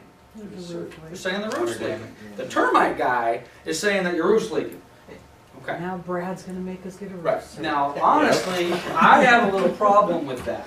Because the reality is if you go in, who is driven by a housing complex, or for that matter, any building construction site, driven by, oh, look at that, they're doing that today. You driven by, oh, they're doing that today. Oh, look at that, they put the roof sheathing up. They must be getting ready to do a roof thing. And then you drive by the next day and it's raining. And you're like, oh shit, it rained before they got the roof on. Has anybody seen that happen? I see it happen all the time. Yes. Okay? But, and again, it's not an unreasonable observation for somebody to say, I see a stain on the sheathing in the attic. And there's not an unreasonable conclusion to draw there may be a roof leak, current or past. But you give a termite guy that does that, he is now throwing the proverbial wrench into the deal. Because now you're going to want the buyer naturally saying, oh geez, you know. Or again, maybe you've got that, you disclose it and say, hey, just want you to know, this is the termite report we've got, reputable company, you know, yada yada yada. They did make this notation, but what an idiot.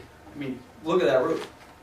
I mean, it's obvious that this roof was replaced, you know, 6 months ago. And not only that, which obviously would be even better. Oh, by the way, here's the receipt for the roof that we just did. So, why the termite guy put that on there and didn't mention that we have a brand new roof, I don't know, but they did that. Things like that muck up the waters. But the bottom line is you got to disclose all of that. You've got to disclose, disclose, disclose. But back for our generic purposes here, who's going to pay for the report and what are you going to do? Do you have multiple reports? If so, you've got to disclose.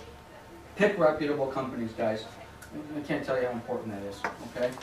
Number 2, buyer or seller should have to pay for or have. By the way, I am not a big fan. I see this all the time. Boom, boom, boom, boom, boom, boom, boom. Okay, what?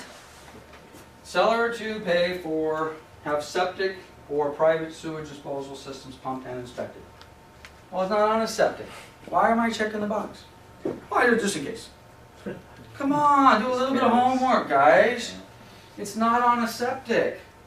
If I'm a good listing agent, someone checks that box and it's not on a septic, I want to counter it out, just because I don't want there to be any misunderstanding on the buyer's side that the property might be on a septic. So I'm just saying, hey, item number 4A2 does not apply, property on city sewer, okay?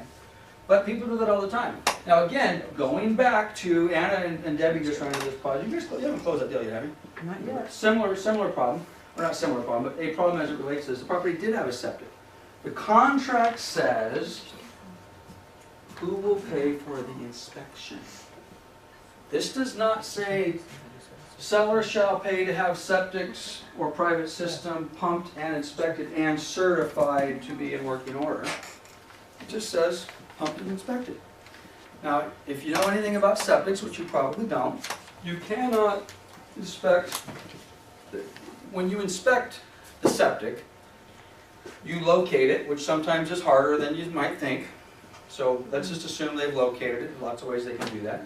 They dig a hole in the ground. These are big concrete boxes the size of this table approximately. And they've got big concrete lids, 2 feet by 2 feet, big enough for someone to go inside it. And they pull the lid off, block. They stick a pump in there, and they pump the shit out. Okay? Literally. Okay? So that has been pumped. Now in the process of inspecting, they're doing, silly things. The lid has got a crack. Well, lid's cracked. We need a new lid. How much is a new lid? Well, it's a concrete lid, $100. Okay, well, that's part of the inspection. The whole septic thing has got a big, geez, now you got a bigger problem. The whole holding tank's got a crack. So they inspect it. Does the system seem to make sense? Okay. Then they go in and they basically turn the water on and they run it. I don't know what the rules and regulations, depending upon the size of the house and the size of the tank, I'm sure there's a spec. But they basically run it, and right after they pump the crap out, they got about to wait an hour or so they get their lawn chair out and they pull out the peanut butter and jelly sandwich. Oh, yeah. They have lunch, and they watch, and they watch, and they watch, and they watch. And in theory, they let the tank not fill up, but they attempt to fill up the tank with fresh water from the turn on the sink and turn on the bathtub. And this is the deal. If after whatever the period, let's say an hour, if the water's been running and it's not filling up the tank, they have special specs they use. The tank will then certify. Basically, the systems, if you're not familiar, we'll do another class on it, but the water is leaching out into the backyard and it's absorbing properly. But if they're running the water and it's not absorbing properly, then the tank starts to fill up, and guess what? You cannot certify. Okay, now, this says nothing. By the way, does a buyer want the property pumped and inspected? Not really. What they really want is they want to make sure the damn thing works. It's certified. Pumping it and inspecting it, by the way, how much do you just have on it? $500? For the About 500 inspection was 500. Okay, just between $400 and $600, that'll get you this. If everything's fine, then to go with it, you get the bonus. And the bonus is a little certification that says everything's fine, which is really what the buyer wants. Okay? So you have to understand this is only covering the costs to check it out. So, you'd better cover, I don't care what side of the fence you're on, if the property has a septic, when I say what side of the fence, whether you represent the buyer or the seller, somewhere, and you can't do it here, there's really not a whole heck of a lot. By the way, this is supposed to say by right septic company or something, isn't it? Okay? Later, somewhere else in this contract, you need to have some language that says, oh, in addition to the seller providing a septic pump and inspection as provided by paragraph 4A2, seller agrees that they will provide a certification that the septic is in proper working order at close of escrow. Now, if I'm the buyer's agent, I may just leave it at that. Certification. Now, if I'm the listing agent, if I get that language from the buyer's agent, I'm gonna talk to my seller. Hey, Matt, they want it pumped, inspected, and certified. It's gonna cost us $500 to get to part A and B. Part C is unknown. How much money are you willing to spend on this? Not much, Lance. Okay. I'm not How making much? that much on the house. How much? $1,000. Okay. Great. We're gonna counter back. Seller agrees to pay to have property sewage system pumped, inspected, and certified at a cost not to exceed $1,000. At least I protected my seller. He knows this is not going to cost him more than $1,000. Now, do I still potentially have a problem in my transaction? We have an unknown problem. Let's go back let's time out here for a minute. When I'm the listing agent and I list a property, one of the very first things prior to finding a buyer, hey guys, let's get a termite report. What? Yeah, let's get a termite report. How much is it? $50. Do I have to pay for it? Yes. Yes, $50. I'd like to have them out here in the next couple of days. Is that okay? Why do we have to do it now? They might not even ask for it. And you're right. They may not even ask for it. It's going to cost you $50 because most people do ask for it. And again, in this market, it's a little bit different. So maybe in this market we don't do this, but I'm not going to change my procedures. I want you to spend $50. Let's get a termite. Let's find out what we're dealing with. Termite guy comes out and says it's clear. Great. We can now tell the buyer's agent it's clear in advance. We can put it right in the listing. Seller has already completed termite report and it is clear. Cool. Or, geez, it's $2,500. I got to get the thing fumigated. Are you prepared for that, Matt? No. Do I have a problem? Yes. Would I rather know that problem today, or would I rather know that problem 2.5 weeks into escrow? I want to know it today. Apply that same logic to the septic. We haven't even listed it yet. Matt, when's the last time you had your septic looked at? I don't know, 5 years. Well, most people say never. Okay. 5 years, that's not The, bad. the toilet's flushed, you know. 17. And again, these are little things that you learn by experience. Matt, this is a big house. I see that you live alone. Where's your wife and your kids and your dog? Well, I don't have any.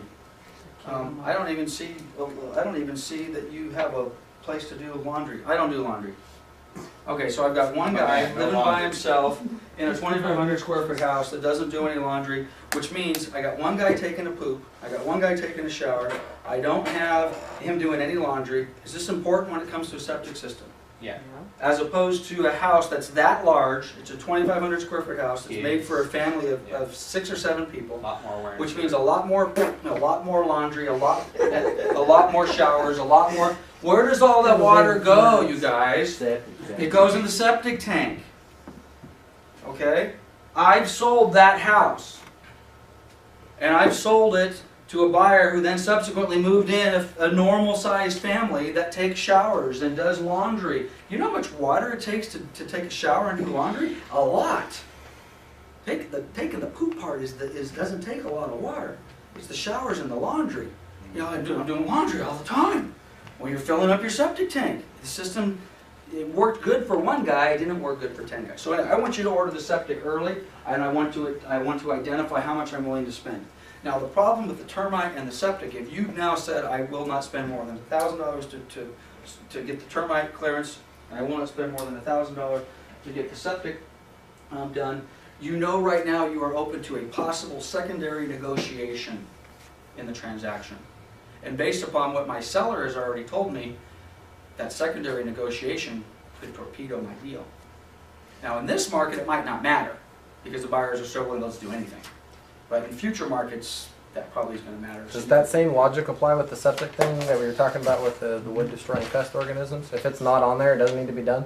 That's not the same, right? Again, it depends on what the appraiser puts on.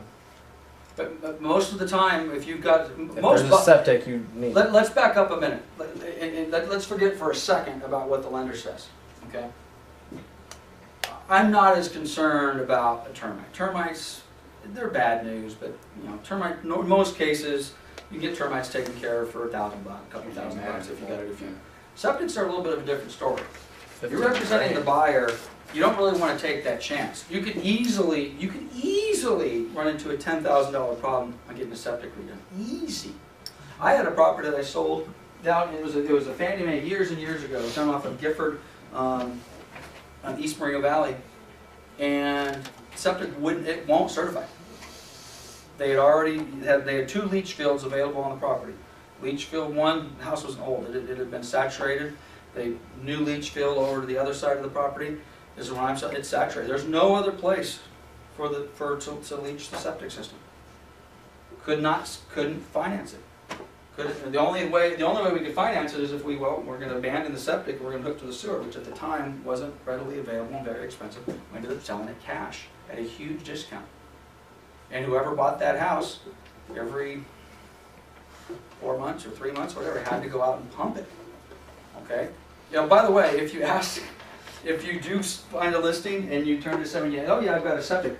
When's the last time you have it pumped? Oh, I have it pumped every 3 months.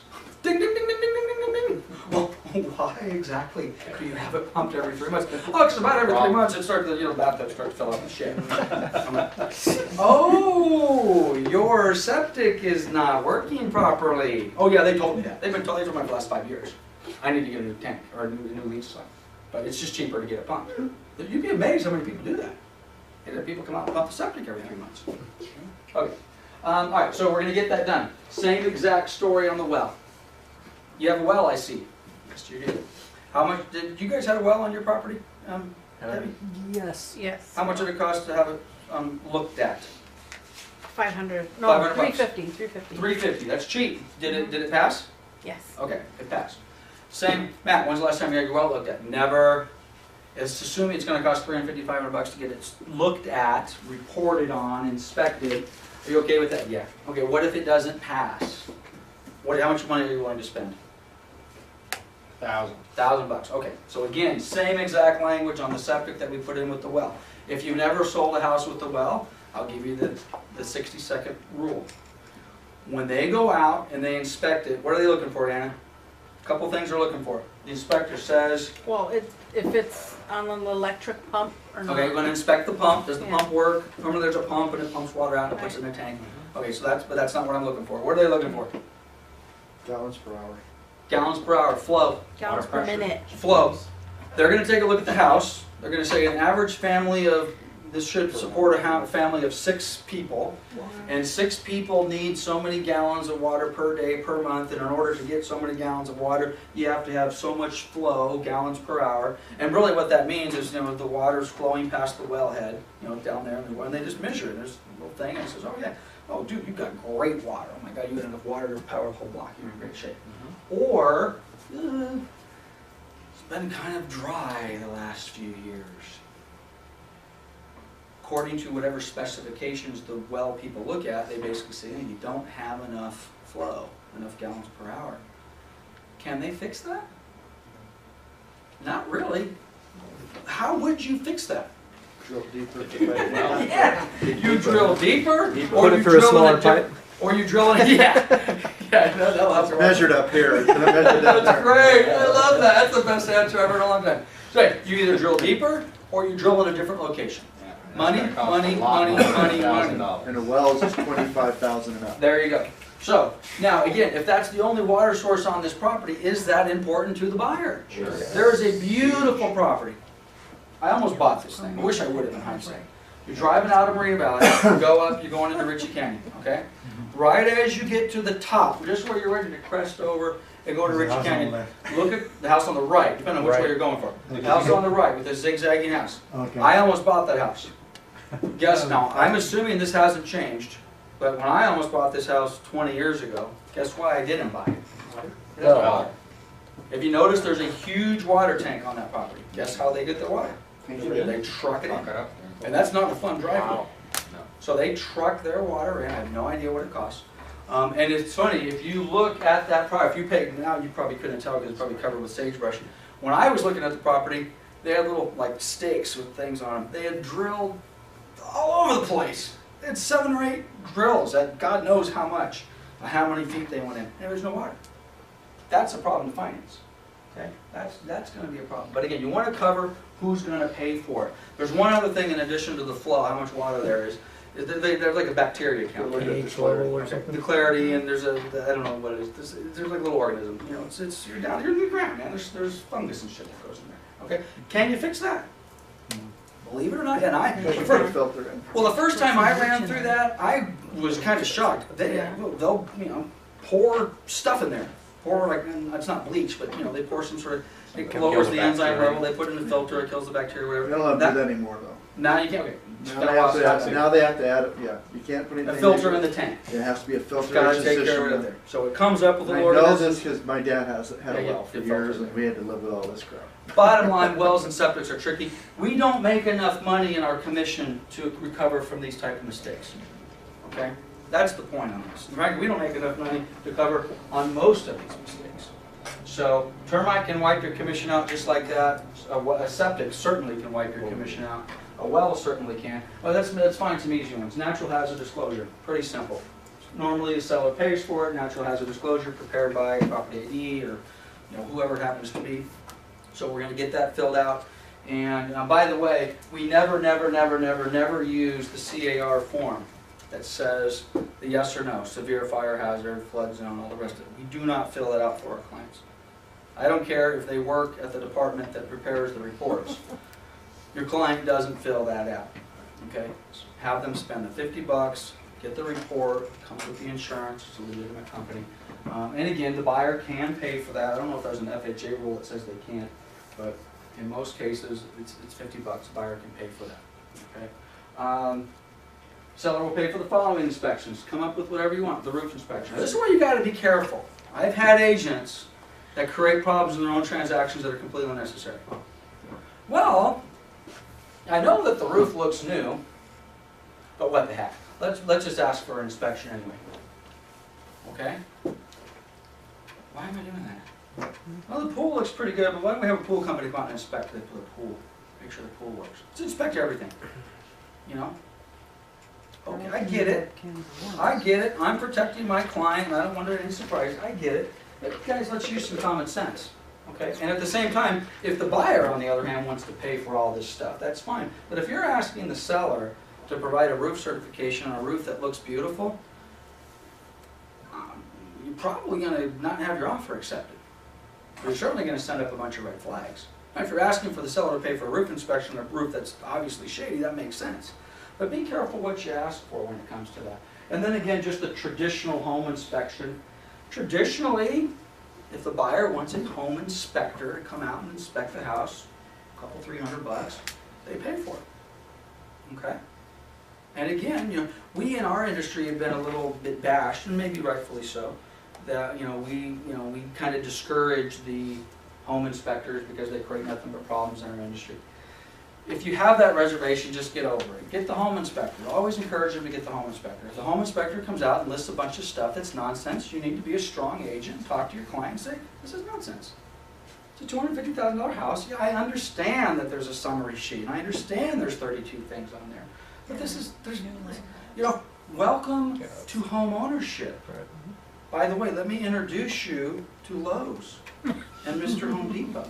Because there's 32 things in there, but if you really go through and you look at those 32 things, you think you and I could go to Lowe's It's a honeydew and list. spend about maybe $100, and you think we could come back and maybe spend a weekend? You think we could take care of all these things? Yeah, we could. Well, then, why don't you do that, Mr. and Mrs. But you said Because- we were gonna do it. I did. Why don't you do that?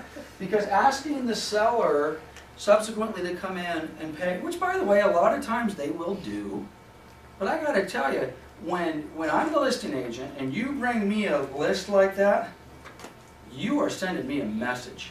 And it is not the message you think it is. You may think the message you're sending me is that you're protecting your buyer and I'm a great agent. And I got you. And then you're a great agent and you're going to get all these things done. The message you're really sending to me is you are weak. And I do not want to go into escrow with you again because you being weak are potentially going to scare away a buyer on a perfectly legitimate property. And I don't want my income to be dependent upon your stupidity scaring away this buyer over something silly.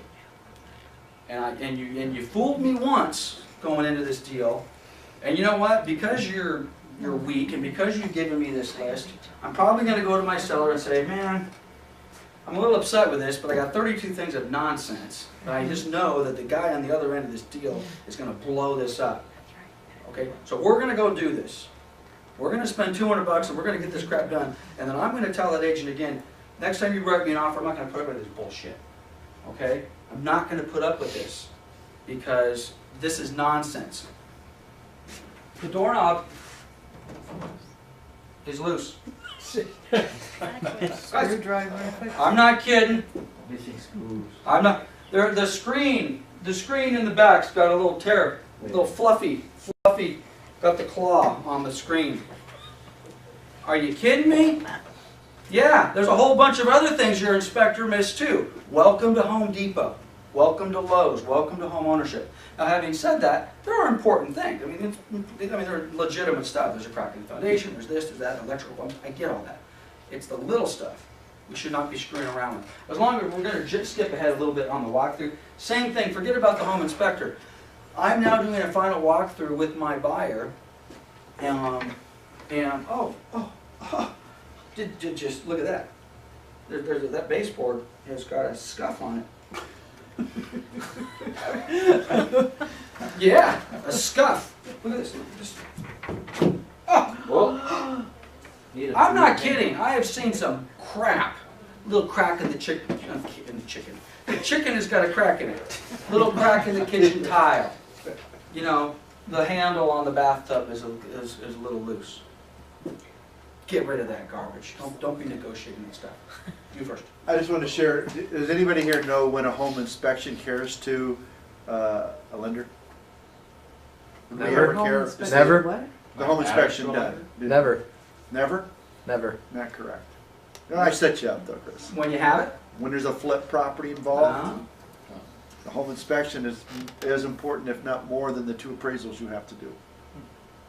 Do you really put the home inspection on there? Buyer to pay for his own home inspection? Yeah. You put that on the RPA? Sure. Why not? I don't know why. You don't have to. Well, yes, you need to put it somewhere. You can't just send an inspector over to seller's house without the permission. Well, So- I'm not saying that. But Well, but you might as well put it on here. Buyer to pay for home inspection. if we put it there, then do we have to get that for your protection, get your home inspection thing, or a waiver that you say No, you yes, can I'm put it going there. to? But keep in mind, on any inspection you're going to do, maybe I'm answering a little bit different. I would recommend that you, if they're not going to get it, then don't have to worry about it. You can have them sign the waiver. If they are going to get it, I would put it here, and that they're going to get a home inspection. Because a lot of times does the home inspection thing have a spot for the seller to sign? Doesn't even have a spot for the seller to sign, does it? It just says this is what you're going to do, what we're going to inspect. Yeah, you are or you're Put it not. here, because by the way, you cannot order an inspection on a property without the seller's knowledge. One way to get there, I mean, let's take it to this. Let's give you this one. The buyer wants the city to come out. Okay, buyer wants to pay, which by the way, there's no place on here for a city inspection, but the buyer is a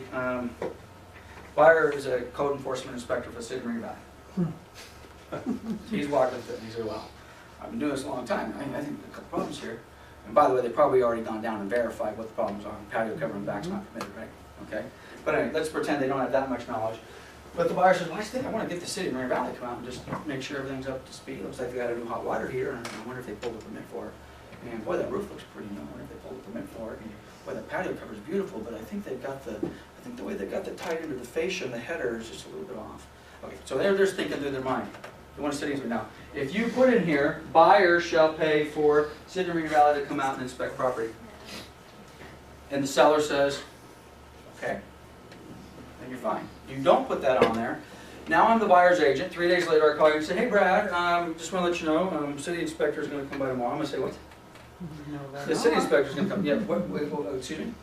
For what purpose? Oh, but this buyer was just concerned that maybe the patio cover, wasn't permitted and the hot water didn't have permitted.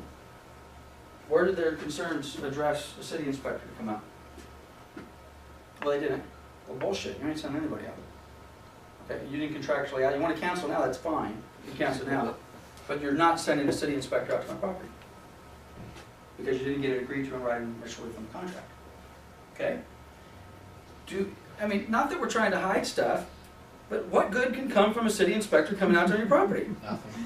Now, if the buyer is that concerned about it, I'll take my house in Riverside. I have a patio cover in the back of my house. On tape, doesn't have a permit. It's nice. Okay? You send the city inspector out. What's the city inspector going to make me do now? Tear it down. Going to make me permit it or tear it down or change it to me? Well, it's going to cost a lot of money. And I don't want to do that. And quite honestly, and maybe this isn't the right way to look at it, you want to buy my property, you, I think, really liked my patio cover. Well, do you want the patio cover to be there at close of escrow or not? Now, if you want to be completely incompliant, then fine, after close of escrow, you call the city inspector out there and you can come out and you can have him take a look at it. You can pull a permit on my inspection. And by the way, I'm going to disclose that sale of my house. Patio cover in the back. I don't have a permit. And if the lender has a problem with it, then I'll find another lender that doesn't. Or you can pay cash. Or if the lender has a problem, we will negotiate that. We will sit back and PHH says I have to get it permitted. Okay, Mr. Buyer, are you prepared to pay the cost of that? Or, fine, if they want it torn down, are you okay with that? If you say, yeah, okay, cool, we'll call the city up. Usually you don't have to. As long as the appraiser doesn't give it a value. By the way, and I'm not joking about this, if you replace a sprinkler valve for your grass, are you supposed to pull a permit from the city of Moreno Valley? Moreno Valley, yeah. Get a pull a permit for anything. They're looking for revenue. Anything. Any way they can get it. Really? Sprinkler valve. Obviously room additions, patio covers, water heater. Water heater. Okay? You replace your own hot water heater because you're handy. Are you getting a city of Moreno Valley inspection? Probably not. You call a plumbing contractor. Are they doing it? Probably not, but if they'll probably say, hey, you want a permit? Yeah. Go get one. Gonna cost you an extra $250. You go with that? Not that I'm encouraging us to invade the city, but that's how it Most works. people are gonna say. So when it comes to getting inspections, if you want it, you write it down. Or you have to, again, notify this out. I'll give you one real life, well, actually, there's other ones are real life examples, but I'll give you one more before we blow through the rest of this. And we will be done here in about 5 minutes. I had a property where I had a home inspector. We had on the contract property to buyer to pay for home inspection. Fine, buyer goes out, does a home inspection. Home inspector says, some of you have said this class, there is some mold the size of a thumbprint in the garage next to the hot water heater right as you walk in the road. And that's pretty much exactly what it says. There's a picture, evidence of mold, black mold in the garage, picture, size of a thumbprint to the right of the door next to the hot water heater in the garage. So we sit back and say, okay, well, guess what? Mr. and Mrs. Seller, look at this. There's some mildew, some discoloration in the garage.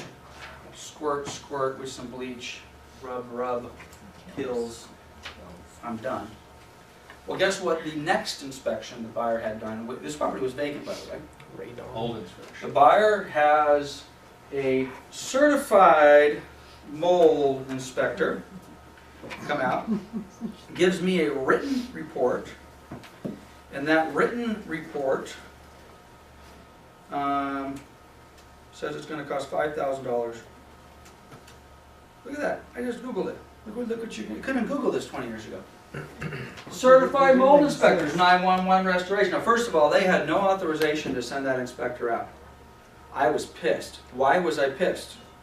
Because I now have a report that I now have to share with the next buyer, because I'm going to cancel this buyer, from some certified company that says that I have to spend $5,000 to remediate this mold. Okay, let's just check this out here real quick. Certified mold inspectors. Why are they at the top? Well, they're at the top because they paid. Who are these people certified by? Let's see, who are they certified by? Certified, anybody see it? Nobody. Okay, well, I don't know who the hell are certified. Let's do this. Let's do another Google. Who certifies mold? Ah, here we go. Look at that. You gotta love this. Who certifies mold inspectors? Well, let's go. Let's get out of the paid ads. Let's take a look at this. Mold. Hey, we can get training. Nor am I. Look at it. We can get training from the National Organization Remediation of Mold Inspectors. Oh, look at that logo. Norm. Okay. That's very noble. Norm. All right. Long story short, there is no government sanctioned certification or license for mold inspectors, period. If we today decided that we were going to become the whatever, come up with a fancy acronym of mold inspectors, we could do it. We could how quickly can we have a website up? Pretty damn quick, okay? And we could charge $200 or whatever we want to charge to, water restoration mediation companies, and we could come in and we could say we're gonna issue a certification for mold inspector. It is bull pucky, okay? There is now. Is that true for termite guys?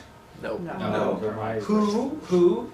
If you have a problem with a termite report, who do you go to?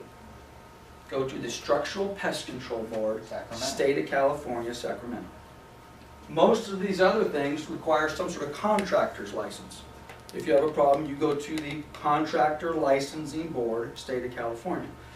Now I get an inspection that says it's going to cost $5,000 to remediate my mold. If I have a problem, who do I go to? I go to, what was the name of that guy? Do I go to Norm? Normie? I go to Normie. So I say Normie. California wasn't Did even Norm one of the just give states you that nickname? So do you No, really hey, have what to are you gonna disclose do? it? Does the seller really have to disclose it then if they got the thing that said $5,000? Who? Well, in this world, you better, because everybody's freaked out that they're going to die of mold inhalation. They're gonna die. Are we gonna say mold though? Well, it depends on the who does say situation. mold. This is the deal right now. The transfer, which we're going to get to the transfer disclosure statement in another class on another day. Transfer disclosure statement changed a few years ago, and what it changed to is we added one word, QRST. Added one word to the transfer disclosure statement. And who remembers problems with radon? Who remembers problems with, did I pass it? Yeah, tedious. Who remembers problems with radon? Anybody? Asbestos? Anything like that? I'm looking down so I don't see any hands. Okay, well, help me out. I'm almost there. Good search. I know, I need training on how to use the darn. He likes to do things the hard I way. do. Well, see, I don't do this stuff every day. You guys do this stuff every day. You guys are the pros. I just come up here and pretend like I know what I'm doing. Okay, transfer disclosure statement, top of page 2, right? Are you ready? A drum roll, please. Seller, are you aware of any of the following? Substances, materials, products which may be environmental hazards included but not limited to asbestos. When did asbestos become known as a big problem? 30 years ago? Okay. 30 years ago we were freaking out. We had probably a whole bunch of porn. Actually, we probably didn't have a whole bunch of porn. But we have now relegated the asbestos problem to one word on a form. Okay? Not aware of it. Formaldehyde, radon gas. Depending on where you live, has radon gas been a problem? It's not so much here, basements, Midwest. 20 years ago, radon gas was a problem. We have now relegated the problem to 2 words on one form. Lead-based paint. Lead-based paint a problem? Everybody's paints a big problem. We do have a completely separate disclosure. Little kids going over the window, eating the window. No, Well, we'll chew we've on got it. it covered. This word did not exist on this form 5 years ago. Okay, it didn't say mold. So we dealt with it. Are you, Matt, are you aware of any mold in the house? Yes. Go down to the bottom of the form, and then you might have to type a letter. You go down here and say, in my prior escrow, the prior buyer ordered a inspection by ABC Mold Remediation, said I had a problem. Report will be provided upon request. However, I do not intend on remediating this problem. You want to buy my house or not? In this market, are they going to buy your house? Darn straight they're going to buy your house. And you know what they're going to do? Instead of spending $5,000, they're going to get a bottle of bleach, they're going to sprinkle on things, and wipe it off, and put some pills on it. It's nonsense. Okay, we're going to take a couple questions, and we're going to finish. I'm going to do a real quick thing on the net sheet for those of you guys had some questions on that, and then we'll finish the rest of this form next week. And we will, by the way, we will finish the remaining 6.5 pages next week. Okay. It doesn't take one day to do each page. Yeah. Just to follow up on what you're saying about the mold remediation, about 3 or 4 months ago, I saw a thing on, I think it was NBC4. It wasn't in this area, but it was more like in LA. Okay. And they went out and like did an investigative report, and they had all these mold inspectors coming to people's houses, and they found like 6 out of 10 of them were finding unnecessary stuff. Total And nonsense. the estimates were all like sky high, like $10,000. Let me give you my mold story. You ready for it? Let me tell you, this is my background movement. I've got a few of them, but this is the one that set me off, okay? I am not lying. A fingerprint on the wall. They sent it $5,000. So I'm like, this is 15, 16 years ago, 17 years ago. So wow, this is serious. You know, I'm gonna blow that. I wasn't doing that much. I needed this deal to close, man. Seller needed this deal to close, so I'm investigating, I'm learning. So okay, tell me what you're gonna do for the $5,000. All right, and then after you do it, tell me what we get when you're done. So, well, what we're going to do. We're going to come in and we're going to put on our suits, our bubble suits, which, you know, when you put on a bubble suit, that alone's got to be worth $5,000, right? Those are expensive. And we're going to wash the walls, and we're going to open the windows, and we're going to clean the air ducts. All that for Okay. $5,000? Oh, it was the suit. So, okay, so you're gonna clean. Anybody ever had their air ducts cleaned before? Yep. What's it cost to have your air ducts cleaned? $400 or $500? Less than that. Maybe. Okay, depending on how big the house is. How big. Okay, you know, but again, you might want to get that done, not necessarily for mold, but just, you know, that the house hasn't been done, and your filters. Okay, now again, if I want to get my air ducts cleaned, I'm going to get my air ducts cleaned. Okay, so we're going to wash the walls. We're going to, which by the way, this house was vacant, and the windows were all shut, obviously, when the guy did the inspection. I said, okay, so what's prompted this $5,000 bid? Other than this thing, well, we went inside the house, and they got a jar.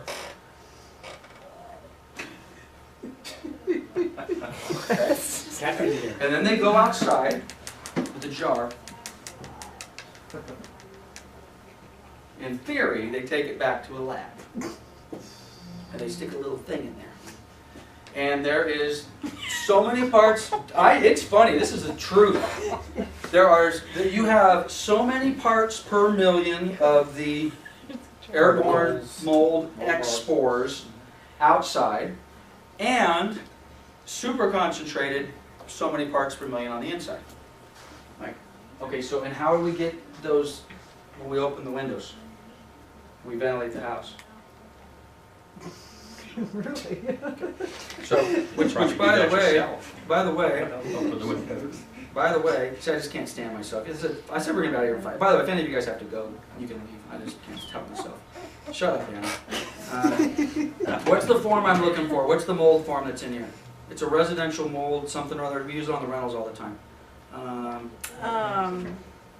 Mold and mildew. What's it called? I don't know.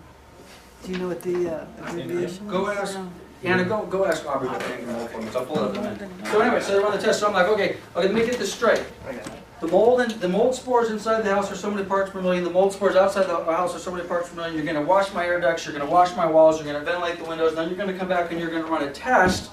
And in theory, now the mold spores Which, by the way, it's acceptable to have a higher level of mold spores inside the house than it is outside the house, but we were outside the range. Mold and ventilation addendum. The mold and so what's the number? Ask her what the number is. Or is that really what it's called? Could it be American or maybe MVA? Total guess. So at any rate, so this is the deal. MOLD. I don't say it. I need a name. So this is the bottom. Moral of the story is this. So this is my question to him. I said, okay, so wait a minute. So I'm in my house. I'm on the couch and I'm watching TV. Breathing at a normal rate. I've let my son go outside on the driveway to play basketball. Breathing a hell of a lot heavier than I am. But he's breathing in the exact same mold spores that I'm breathing in that you tell me are harmful on the inside of my house. He seems like he's okay. This is the problem with mold. Anybody have asthma? Kids who have asthma? No, somebody who has asthma. Well, my son has asthma. You know, Drake has asthma. I gotta tell you, that kid has problems during this time of the year. Hay fever, mold spores, you know, he goes motorcycle riding, the dust wipes him out, man. They put him in the hospital, gotta get the breathing treatments and all the rest of that. Well, he's sensitive to this stuff. The normal person is not. A normal person with healthy respiratory, doesn't have asthma and all the rest of it, you can breathe this stuff and it's not gonna kill you. Now, we can show you some pictures in the mold class that you walked in and you're like, okay, this doesn't look good. I don't think I should be in this house. LRM. The LRM, okay. Lease So, rental. but that's not your average house. That's not an average house with normal ventilation. We came up with the LRM. Right there. Below. Lease rental. There we go. Ventilation with the- So we came up with this. Don't ask me why that we don't have this on a sale. This is only used for tenants. This is what we want you to do. Mold and ventilation agreement. Except as may be noted from time to time, yada, yada, yada, yada. I'm not going to read the whole thing. We'd like you to do a few things. Open your We'd windows. like you to keep the premises free of dirt and debris, moisture that can harbor mold. Okay? I'm a landlord. I'm a property manager. You tend to get mold maybe under kitchen sinks and bathrooms. I can tell you every single time I've ever gone in and had a mold problem, I'm like, I don't have a mold problem, I got a tenant problem. Okay? I teach a class called Whose Mold Is It Anyway? Okay? Is it the owner's mold or is it your mold, Mr. Tenant? Well, you know what? I think it's your mold because you're a pig. Okay? You have not cleaned your house. You take showers. There's just grimes everywhere. There's a window above the shower. You know what that's for? That's for ventilation. It talks about you've got to clean that crap out. Okay? And if it is your problem, the only time it's the owner's problem is when there's an unknown plumbing leak that kind of just festers for a while, and then all of a sudden it becomes a problem. It finally comes to the tenant's attention, and then we got a little bit of mildew problem. We're going to come up, we're going to fix it. But almost all of those tenants have known the thing's been leaking for 6 months, never looked at it. I've been looking under the kitchen sink for quite a while. Yeah, I noticed that a while back. But now it kind of smelled a little musty in here. When did you notice that? About 5 months ago I noticed the musty smell. But I thought it was my kids, and I didn't really know because I got dog crap on the carpet anyway. Anyway, mold's not a big deal, guys. But it gets back to this whole inspection, like how we handle this stuff. If you want to make mold a problem in your transaction, believe me, you can make mold a problem. You can make that doorknob a problem in your transaction.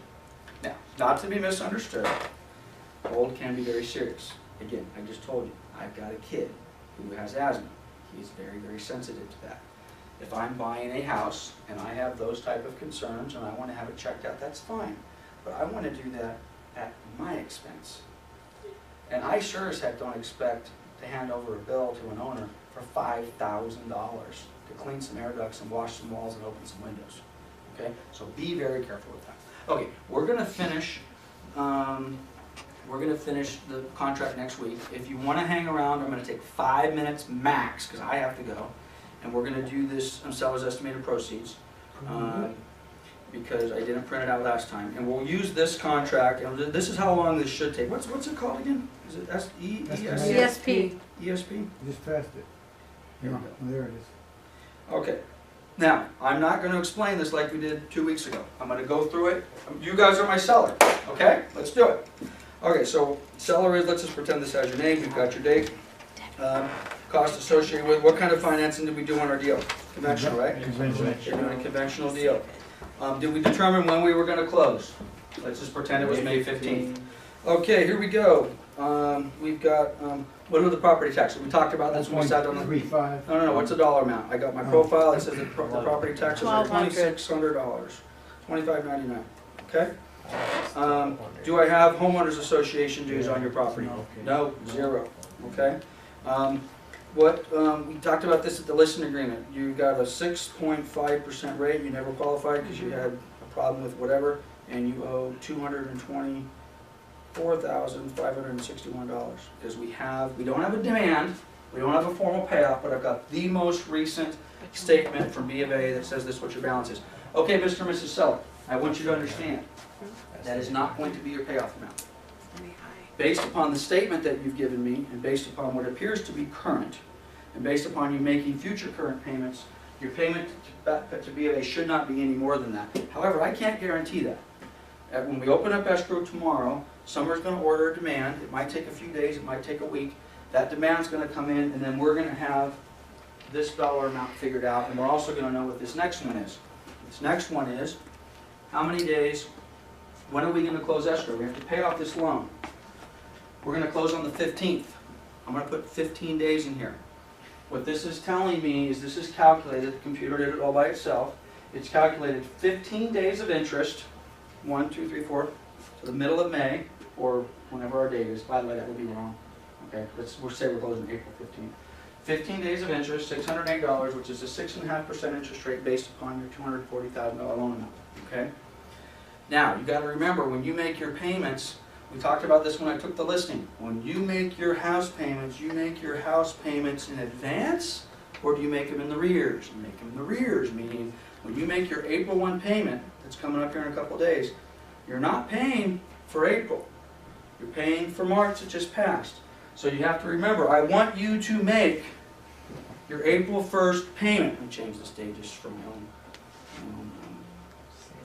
sanity. Okay, I want you to make your April 15th payment.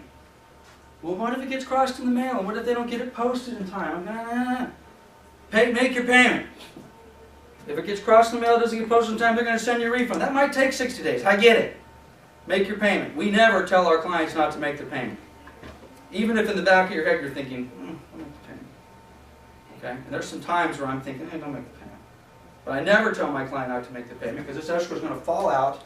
They're not going to make the payment, and then they're going to call me. You told me not to make the payment, now I got a late fee. You pay my late fee? I did tell you not to make the payment, didn't I? Oh, and by the way, now I got a ding on my credit because I waited 30 days. How are you going to handle that? Well, how can I unring that bell? I can't unring that bell. Always tell your clients to make the payments. So we're going to have 15, which by the way, if you don't make that payment, now you got 45 days. You have last month's payment plus 15 days for this month. So if you got a really skinny net over here, just so you know. Oh, which by the way, this is not a closing cost. You got to pay this anyway. Whether you sell your house or not, you owe this money. So don't tell me I calculated your closing costs wrong, because this is not a cost to close. This is a cost for you to live in your house. Okay, as is prorated homeowners association dues. Okay, let's suppose you had another loan. Let's say you had a second trustee. Let's just say you got that 7.5%, and that was just for 10 grand for something small you did. And again, same thing. You got 45 days because you didn't make your last month's payment. You've told me you're not going to, by the way. You said, oh, geez, I'm not going to make the April payment. I know you told me to, but I'm not going to. I don't have to pay till April 15th before I get a late fee. And I'm going to talk you out of that, but I can't. So you got 45 days, which consists all of March plus 15 days in April. There's your interest for your first. There's your interest for your second. And now you've got $134,000 in loans.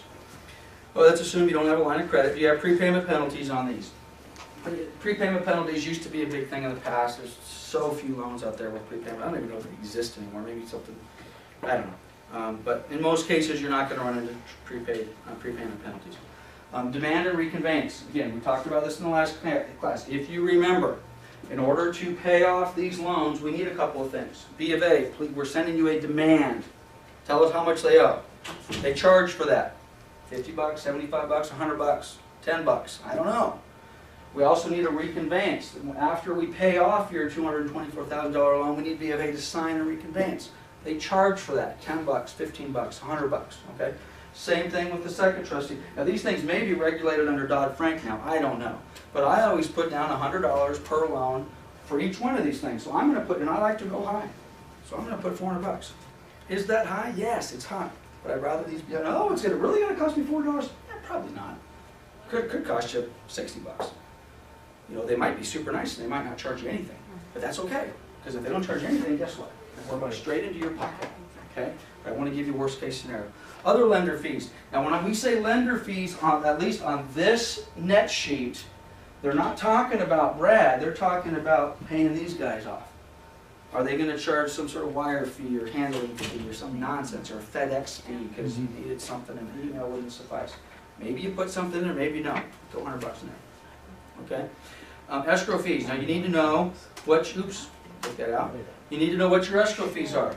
Our escrow fee, I think I have a base of $250 plus $3 per thousand. I'm not going to do the math on that. Let's just suppose it's, you know, $300.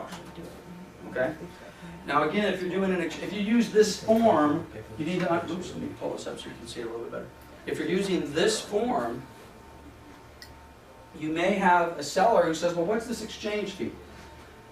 Unless you're doing a 1031 tax-deferred exchange, you're never going to check that box. If you are doing a 1031 tax-deferred exchange, you are going to check that box and you're going to add probably $1,000 to $1,500 on top of that. Okay? We'll talk about that in the 1031 tax-deferred exchange class that we do later. Okay? So just regular escrow fee. And by the way, that's per side. Seller side, buyer side. So an escrow fee, that's probably a little bit light. Who's got a calculator? Anybody? Someone's got a phone. Take 250 times 3. I am light. I'll tell you already, I'm light. 750? Plus 850. 850 plus 300. So $1,150. So approximately escrow fees on a $250,000 property is going to be $1,150. Okay? Now, how do I know the formula? Talk to your escrow officer. They're going to tell you what their fees are. Normally, they're going to be approximately the same within $100. Title insurance. Robert was talking about he's using a thing with lawyers. It's already calculated. Get the book. Go to $250,000. It'll tell you. Let's just suppose it says $1,234. Okay. Notary drawing fees. Sometimes escrow officers charge what I like to refer to as garbage fees. You need to have the grant deed notarized, Mr. and Mrs. Seller. Well, that's $10 a signature. And they have to prepare something. That's $250. Okay? Whatever it happens to be. Okay? Well, again, know your escrow company. If you've got an escrow company that's charging garbage fees and crap, we just had this we had this discussion with the Redlands office. Summer charges X amount of bucks for escrow, but that's it. I don't know if she charges $10 for notarizing something, but you've got escrow fee, that's it. There's no garbage fee added on to that. You go to another escrow company, and you may not even realize it because you guys don't pay for this. Your seller ends up paying for it. You'll see the escrow fee, and then in the escrow fee section of the HUD, you'll see like $200 for processing and Miscellaneous. or whatever, miscellaneous. Well, it shouldn't be miscellaneous on the HUD. It has to say some pencils. $200 charged to seller for pencils. That's as good as any. They're garbage fees, total crap. So depending on who your escrow officer is, and if you don't have control over it, maybe you want to put in an extra $250. Call it a pad, call it whatever you want. What's the commission going to be? Well, it's going to be 3% to me. Oops. Excuse me, check the wrong box. Struggling. 3% to me.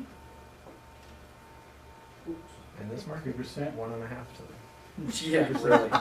Let's just assume it's that. Now again, I'm not going to have this discussion here, but when you're filling this out on a listing agreement, help me out here. When you're filling this out on a listing agreement, you can't hide this. And not only can you not hide it, you don't want to hide it. But when I'm going through this on a listing agreement, I just put it in and I just move right on.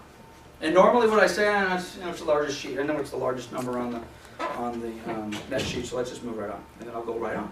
Now, if they're objecting, you need to be prepared to handle whatever objections to defend your commission. Okay? Again, we'll talk about that when we talk about our listing presentation, because in our listing presentation class, we talk about that. oh, you said, my sister could do it. We don't even need you for it. Truly, it's good enough. What am I even doing here? Why did you call me to come out here? Okay, but you need to be prepared to defend your feet. But also, now when you're filling this out, this is where we scuttle our own deals sometimes, because we're not going to have, we already have a problem. Look at Yeah, this. already negative. Okay, we've got a bad net already, but let's just pretend we got a little bit of money there when this is over. Maybe I need to reduce my loan amount a little bit, okay? But now we're talking about a roof cert, or we're talking about a septic cert, or we're talking about a well cert. Well, that looks like an awful lot of money. You can help with that, can't you? You guys got to be prepared. Okay, county transfer tax, $1,000, excuse me, $2, excuse me, $1.10 per thousand. County of Riverside. So you punch in your $1.10. Now again, you got to know where you're at. Okay? If you're in a different county and they charge more, it's not going to be $1.10. Could be $2.10. Could be $4.10. Okay? And they take it per thousand, so it takes the $250,000 sales price, chops off the 3 zeros, 250 times 1.1 is $2.75. That's how that comes up with that. Is there a city transfer tax? Well, right, we're in the city of Moreno Valley today. The city of Moreno Valley does not have a transfer tax. Other cities do. Los Angeles, last I was told, was $4.40 for a Los Angeles city transfer tax. Okay, well, and if it costs us an extra $1,000 if we're in all that. Property taxes, again, you've got to figure out when did they pay, when are they due, and you've got to calculate, have they made their payment, haven't they made their payment. What taxes are due again, April 10th? April 10. April 10? They pay from June or whatever. You calculate the days, you put the number of days in there. I don't know what it is, it takes 75 days. It takes 75 days, calculates it based on the number here, and it plugs it in there. If you have a prelim in front of you, and the prelim specifically says they have not paid, it'll give you the delinquent amount. If it gives you the delinquent amount, you just plug in the dollar amount. It says they haven't paid their tax in the last 3 years, they owe $4 grand. Well, put in $4,000. Put in whatever they have. HOA dues. HOA dues actually, unlike mortgages, HOA dues you normally do pay in advance. So you could have a credit, but you need to calculate that. In this case, you'd have 15 days, assuming they didn't pay it. And We had zero on we it. put zero, so it doesn't matter. Buyer's closing costs. We talked about this on page 1 of the net sheet. The seller has agreed to pay X amount. That's why I like a fixed fee. I don't like 3% of the purchase price. I don't like 3% of lender fees. The banks don't either, huh? They're always switching it up. They don't like the percentage either. They like a They number. like a number, yeah. Give me a number, okay? And it's in the buyer's best interest as well. Because if it says, we're going to pay $5,500, or actually I think in the scenario we used earlier, $7,500 for buyer's closing costs. We're in trouble over here, okay? So that could be loan fees, it could be the buyer's escrow, it could be buyer's title. Maybe they're going to pay for some of the termite, okay? You can figure all that stuff out. Maybe they're going to pay for their own warranty. So we've just basically said we're going to give them $7,500, whatever we want. Who's paying for the NHE? That's supposed to sell it. And we're going to get.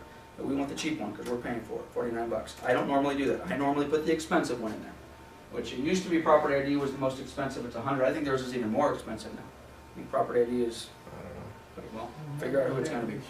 Wood destroying pests. You can get your termite inspection for $50. How much is the work going to cost? Now again, That's $75 now. for The wine inspection. Wood and pest control. well, that depends on who you're using. Okay, your guy's $75. Fair enough. Okay, but again, this is why it's nice to know. I did a home inspection, or excuse me, I took the listing with Anna. We insisted, and when I say, by the way, I don't mean to come across strong. There's a way to professionally sit down with your client and say, Robert, I've been doing this a long time. Let me tell you some stories. Okay, I'm good at it. We need to order a termite inspection. I know it's going to cost you $75. I trust my guy. We're going to know we're right. You know exactly where you stand. Can I get your agreement to do that? I'm telling you, presented properly, 99.9% of the time they're going to say yes. And if you fight me on that, I may pick up my crap and say, you know what, buddy, I think I'm in the wrong house. You're having a problem paying for a termite inspection today? You want to spend $75? It's a $250,000 house. I mean, I don't think we can do business together. So anyway, hopefully we've already got our report. We know exactly what we're looking at. So when we get our offer, and guess what? We got lucky. It's only $295 to get it fixed. In our offer, I don't think we haven't gotten to this yet. Let's pretend our buyer wants a home warranty, not to exceed $350. So we've agreed to pay for that. rents and deposits. Let's pretend our house is a rental. I made this mistake. I own a property management company. I've sold my own rentals in the property management company for years. I've made this mistake bunches of times.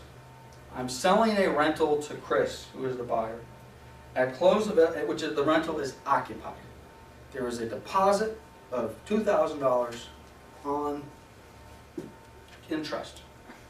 We close escrow, and in the contract, which we're going to get to next week, it says the deposit currently being held on behalf of the tenant is to be transferred in escrow to Chris, To the buyer? to the buyer. Really?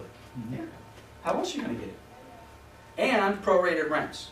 So in this particular case, let's use my example. There's a $2,000 deposit. Let's just say the rent is $1,000. So I got a $2,000 security deposit. I got a $1,000 a month rental. I got to transfer all the $2,000 over to the buyer, and the buyer paid their rent for 15 days to the owner. So there's another 15 days that needs to go to Chris. So I need to get $2,500 over to the buyer at close of escrow. Now again, it's not really a closing cost for the seller, but it will show up on the seller's HUD.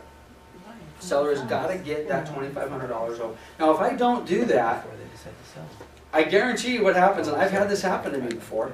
After close of escrow, the buyer gets excited, and I just bought my first rental property, and I got my copy of my rental agreement, and then I'm like, oh shit, I just realized I don't have the buyer's deposit, and I own the house now, and they paid the whole month's rent over to the seller.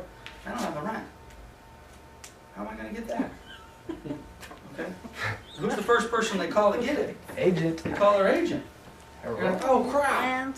We did put that in, oh crap, we forgot to put, and you know why we forget? Because most of us who are selling properties are not normally selling tenant occupied properties in place where you do these type of trades. That's not what we normally do. So when we get out of our comfort zone, we get out of our normal, we do, I told the story the other day, I think Anna was there, so, and if you guys have to leave, go ahead and leave. Pavlov's dog story. Everyone knows Pavlov's dog? Yes. The Russian psychiatrist or psychiatrist who learned conditional habiting with dogs. Agents, we are exactly the same way as Pavlov's dog. And this is why I can tell you this is true. On Monday, I drive that big Ford truck. Anybody here drive a Ford?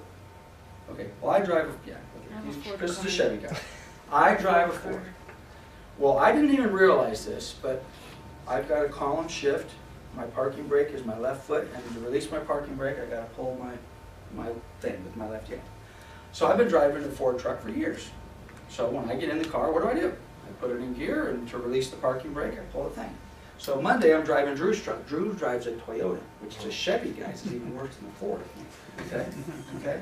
Well, on a Toyota, the parking brake is also on the left. You push it with your left foot. But when you release the parking brake on a Toyota, you push it with your foot down a little bit and it pops back up. So I'm driving Drew's truck, which I don't normally drive. I jump in the car, I grab the thing, I hit reverse, I grab to pull the brake release, and what happens? Pop the hood. Hood pops open. Okay, so I get out of the car. The true story. Oh, shit. I plunk the hood back down, I get back in the car, I grab the thing again, and I pull it again. No more than 3 Pavlov's dog. Okay? I have been trained and conditioned that that's what I do. And another thing I learned, and as I'm thinking, wow, this is crazy. I didn't even realize this. I always grab the thing first, and then I pull. I realize I don't pull first and grab. I learn, and that's the whole thing. The conditioning thing with Pav, you whistle, the whistle goes off, the rat comes, and you give him the cheese. Okay, well, you got to whistle first to get the cheese. Well, for me, the whistle is grabbing this. That's my whistle. So it's the same exact. By the way, you can apply that to your real estate careers. You've been doing the same thing in your real estate career, you're screwed. Better adapt. You better adapt, and you better adapt quick. So with this particular deal, you're not used to this, so you don't do it. You're not used to getting this damn stuff transferred, so you don't do it. And guess who gets to pay for that? You. You do. And that's a third of your commission. Because what happens when you call your really nice seller? They're not Oh, nice Brad, anymore. guess what we forgot to do? You need to send me $2,500. Yeah. that security deposit and that rent you got. And Brad's like, yeah, I do. You're the one who made all the money on this deal, look at me. Look at me. I said, you crap. We need to tell you what we're paid from the very beginning. Okay, so what else we got? I don't like this one. I don't use this one. Lenders, that VA FHA discount point, it's up here. That's my $7,500. HOA, no? You better put something in there. Oh, we can put a zero in there if you like. No, They no, I won't- mean, They I, won't take a zero, oh, Sure. we'll take a zero. Okay? no. What? Huh? Come on. What? You okay? Put some money in I there. did. Well, no, I got it up here. Why? I'm not gonna, well, no, I'm with, I know what you're saying, let's cover it. But in this particular case, no. I don't want any misunderstanding with my story. You are not paying any Discount. FHA loan card. Now, there may be something that says a discount point, and I'm gonna turn to you and say, it's up here. You guys gotta know what that word means. Educators. Discount point means you're buying the rate down. It Okay. has nothing to do with standard closing costs. If you put it there, it means that that money must and can only be applied to buying the rate down. Right. That is what a discount point is. And it has been reinforced since Dodd-Frank. Yeah. It is absolute mandatory. Keep in mind, Brad will never see this. This is between you, God, and the seller. But he's absolutely right. This is why I like this. Put it up there. And it can be up there and you can do all the above. There you And go. earlier when you guys were talking about fees and why you shouldn't put a percentage. So if you are off, Okay. we can take and apply it to discount if we have $3,000 left over and you don't want it to go back to the seller. There you go. As a lender, I can take my money and I can put it anywhere I want to. Yep. Or I can make the title or escrow lender paid. Time out a little bit. Did everybody understand what he just said? No. Yeah. Okay, you need to explain that again. If let's suppose, let me set it up and you're gonna knock it out of the park. The seller has agreed to pay $7,500. The reality is the buyer really only needs $4,000. Okay? It's a skinny, cheap loan. But now the buyer and Brad and the agent sit down and say, you got $3,500 out on the table. The seller's already agreed to pay it. What can you do for us? And Brad's going to say, this is what I can do for you. First thing we'll look at is buying your interest rate down. Right. Save me So some the money. standard rate's 3.5 today, Okay. but for 1 point, which is $2,000, I can take you down to 3%. And now you're gonna pay a 3% rate for life, Right. okay? And so now I still got $1,500 left. So we'll make the title insurance a lender paid. Lender paid. And it now goes to a cost. So, in other words, the buyer also gets to utilize everything that they've asked for, and they don't leave it on the table, okay? And they get it to their benefit. And it may not truly be a cost, in this case it's a buy down, instead of paying, 3.75, now he gets, 3.578 or whatever. But it's the still hell. considered a buyer cost. Buyer cost. On And a the buyer, HUD or GFE or anything else. and they get the benefit of that. The buyer gets the benefit of that. Okay, Oh, I'm sorry. No, And it's you okay. guys may have talked about this before when you first started this class. Yep. A question for more Brett. How beneficial do you think this is compared to a HUD or a GFE that I could go to Summer and say, can give me a seller's net? What do you think the comparison? GFE, you'll never be able to explain to your buyer. The current GFE Because is there's ridiculous. just so much stuff on it. Much easier. we talked about this, and I think I missed that first class, that's why. And that GFE is really, sorry, No. the GFE is really a lender document. Right. By the So way, you really GFE, don't guys, want to get into that. good faith estimate, okay? Okay.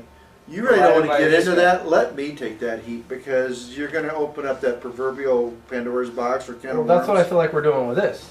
Is opening up a whole can of worms of all kinds of questions that the seller's going to ask you, and why not? Normally, this is seller, okay? GFEs go to Buyer. buyers. Good faith estimates on the buyer side. This Yeah. is seller This is On the side. seller side, so Is the this HUD the is, same thing? there's, huh? Is the HUD No. the same thing? Well, but the it's for HUD could be, well, the HUD could kind of be both, but you don't want to go to Summer to get your buyer's cost to close. The only thing you I'm would thinking want to get. seller. Okay, well, wait a minute. I'm representing the buyer. Representing the buyer. I open up escrow. Now, before I even open escrow, I should have a good faith estimate, hopefully, because we've already got a loan out. Brad's giving it everything. The only question Brad may have is, what are the escrow fees gonna be and what are the title fees gonna be? But he's probably gonna get you pretty damn close. And if he's off, then you're gonna get to Summer, and Summer's gonna say, oh no, actually Brad's a little heavy. You know, we don't charge quite that much, and escrow and the title's a little heavy. So Brad's good faith estimate is probably gonna be a little heavy. Now, Right. he could talk to Summer, make sure it's to the gnat's ass, and now we're good. So if you go, and frankly, the reverse is true. If you are representing a buyer and you go to Summer and say, give me a estimated HUD on the buyer's side, she is immediately gonna turn to Brad and say, what are you guys charging? She doesn't know any of that stuff. I'm referring to the seller. This is a Now seller's. we're on the seller side. Is Okay, seller. let me tell you what I think you should do. First of all, whether you want to use Summer to do this or not, everybody in this room needs to know how to do this. Whether you actually do it or not is a whole other story. Because you may not have the luxury of Summer. You're on a listing appointment, I am the seller, it's 7 o'clock at night, and you just think, because that's the way you've done business, that that's what you're gonna do.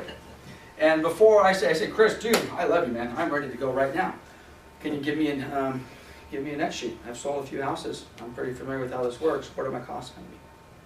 Well, now you can do what many agents do. Well, we're going to sell the house for about $250,000. Let's take about 8%. My commission's escrow, that should about cover it. I'm like, no, I got that. I could do that. In the past, I'm accustomed to having someone give me a seller's net sheet, and I want to know. Okay. Now that may be very few and very far between, but this is the deal. You need to know that. If they start talking about prorated taxes and prorated insurance and demand fees, at a minimum, you might say, wow, technology being what it is, it's been a while since I've done these by hand, but I'll tell you what, let me dust off my piece of paper and let's go through it, Mr. Even if you're doing it on a blank sheet of paper, you should, okay, let me.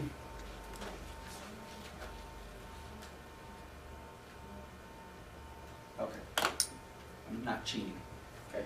Let's figure out a net sheet. What are we gonna do? I got about $250,000 sales price. What do we need to pay off? We need to pay off some loans. You got a first trustee, you got a second trustee. What else do you owe? Okay, do you owe Uncle Bill? Okay, these are the 3 or 4 people we owe. Do you have, are you current on your payments? Yes. Are you sure? Well, I haven't paid April. You're going to pay April. Okay, so you're going to have to pay last month's free. What's your mortgage payment? So my mortgage payment's $1,000. Okay, so let's say you haven't paid last month and we got 15 days in escrow, so you're going to have to pay about a month and a half worth of mortgage payment. So that's going to put $1,500 to pay off your interest for your loan number 1, plus your payoff amount of $220,000. What's your second one? Do the exact same thing. Do you have homeowners association dues? Have you paid them? No. How much are they? They're $250 a month. You haven't paid them? Huh? How long haven't you paid? Right. What do you? Okay. Well, so let's get that number. Okay, great. What else have we got to deal with? Okay, well, let's go through the list and okay, we got some escrow fees. Escrow fees are $300 base. I use Summer. And Summer charges $3 for every $1,000. 250 times $3, that's $750 plus $300. Okay, now we're at 11. So I got my escrow fee left. But it's not on the purchase price, it's on the loan amount, It's no, on the purchase price. Escrow fees are on purchase price. Is Okay, correct.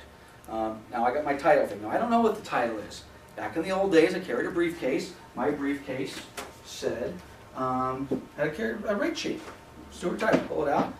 $250,000, $700. Now I got my rate sheet, or I got my title insurance. Okay, what else? We got commissions. Now I used to love to doing these by hand. And I sit down and I go 6% of that. Because you can impress people with it. Yeah, you know what you're That's talking what- about. Right, okay. You're a young man. You probably heard me say this before. How old are you? 28. Okay, I got into the business, I was 19 years old. Sorry to tell myself, I looked like I was 16. My wedding picture over there, I was 20 years old, I looked like a kid. Okay? I'm sitting down in front of a seller. I had no credibility. Okay? I needed to convince them that I knew what I was doing. One of the ways I did that is I could do this on the back of a napkin. And we went through it, and they'd say, well, geez, you look like a baby, but you seem to know what the hell you're talking about. This is one reason, not to turn this into a commercial for Brad, but let me take 30 seconds and turn this into a commercial for Brad. Whether you guys think Brad is a good loan officer or not, or whether he's, let me rephrase that, whether you think he's a good salesperson or not, because right now, nobody knows whether Brad's a good loan officer. They only know they're judging him on his sales ability. Has he been able to convince you to give him a loan? Is his demeanor and his approach and all the rest of that worth you giving him the time of day? Okay? You won't know whether he's a good loan officer until you give him an opportunity to prove that. And then you start asking him questions. And he says, whatever he says, and then you make an assessment. And your assessment is the guy either knows what the hell he's talking about, or he's an empty suit, okay? If you think he knows what he's talking about, you will then give him an opportunity to move forward. If you don't, you will move on and you'll say, well, the guy, not only can he not sell worth the shit, he doesn't know anything about the business and I'm never going to use him again. Take that, which by the way, Brad knows what the hell he's talking about. All right, so let's go back to my situation.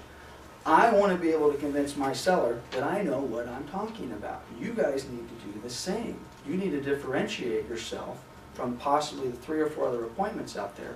And this is what you are hoping is going to happen. You're hoping that they have interviewed 1 or 2 other agents before they've gotten to you. And you're hoping that they have asked a question to those 1 or 2 other agents and they've gotten a less than convincing answer. Okay, because in this world, there's so much information. Look, we just Googled and found all sorts of stuff on mold certifications. I mean, sellers are smart. Honest to God, I hate to say this, most of the sellers that you're going to run into know more about what's going on than most of the guys in this room right now on certain topics. Okay, the problem is that one topic that they know about, they will test you on. And if you don't know that, you may know everything else about the transaction, but if you blow that one, you're screwed. You're done. So they're going to ask you that question: transfer taxes. And by the way, I sit down to where were we? Escrows, we did commissions, I blow by the commissions. Okay, we're in the city of Moreno Valley. City of Moreno Valley is in the county of Riverside. County of Riverside has $1.10 per thousand transfer tax. Let's see, $250. No transfer tax. Oh, what is that? I sat down with 2 others, nobody said anything about transfer tax. Maybe it's a hot button for them. Oh, transfer tax, yeah, the county of Riverside. They get $1.10. There's been some changes in the last year or so, so what I'd like to do is go back to the office and get the correct information, so I'm not giving you an estimate, I can give you the actual answer. You mean to get the HUD? Yes. That's fine. For whatever the answer, but that... Okay, well that might work. That might work. But I'm kind of playing devil's advocate, I see what you're saying. I'm with you, but you may do both. You see, this is where I have no problem at all with you saying exactly what you just said in conjunction with this. Let me give you my HUD. It'll take me 5-10 minutes to figure it out. I'm going to go through my costs. I'm going to calculate it. I'm going to do it. I'm going to give it to you. And say, oh, by the way, I tell you what. Summer in our escrow department, she's fantastic. We have this thing called the HUD one. I won't bore you with the acronym. She's going to take all this. She's going to plug it. She's going to get you a precise number on escrow, on title. And actually, if you give us a couple of days, she can actually order a demand and a payoff for your BOA before we even got the thing sold. Okay? If you allow her to do this, she can order a demand from Bank of America now. That way, when we open escrow a week from now or a month from now, we already have that information. Then she can go back and she can get you the most accurate closing statement, subject to the information provided, that you're ever going to see. Now, in general, what Summer's going to give you should say you're going to get a little bit more money than what I've said, because I've padded my cost here a little bit. But again, you guys need to know how to do this. If for no other reason, let's suppose you're going through the offer, which I just shut down the screen. If you go through the offer and you explain it to them, they're going to have some questions. There's all sorts of places on the offer. They're going to prorate. When you get to the part of the offer, it says prorated taxes. Do you know how to effectively explain proration of taxes and rents and insurance and mortgage payments? Well, if you know how to fill out a net sheet, you do. Yeah. Okay. So I think you need to be able to do both.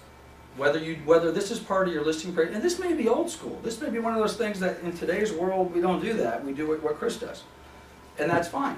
And I got to tell you, if I can get through a listing appointment, and if I can get away with, oh, by the way, your approximate seller proceeds are going to be this minus 8%, and you're going to walk away with about $10,000. Are you happy with that?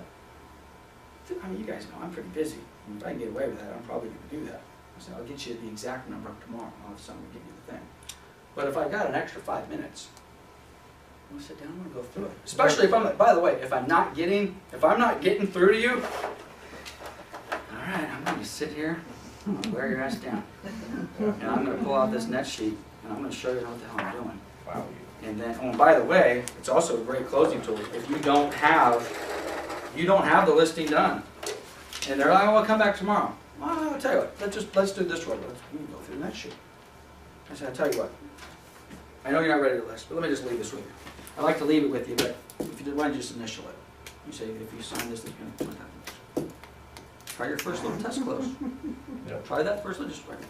Just make sure we do. Okay, try that little test close. No, seriously. Oh, just right there. Take this in. No way. We'll take it. Yeah, this is the long, No, seriously. awkward silence. No, just right there.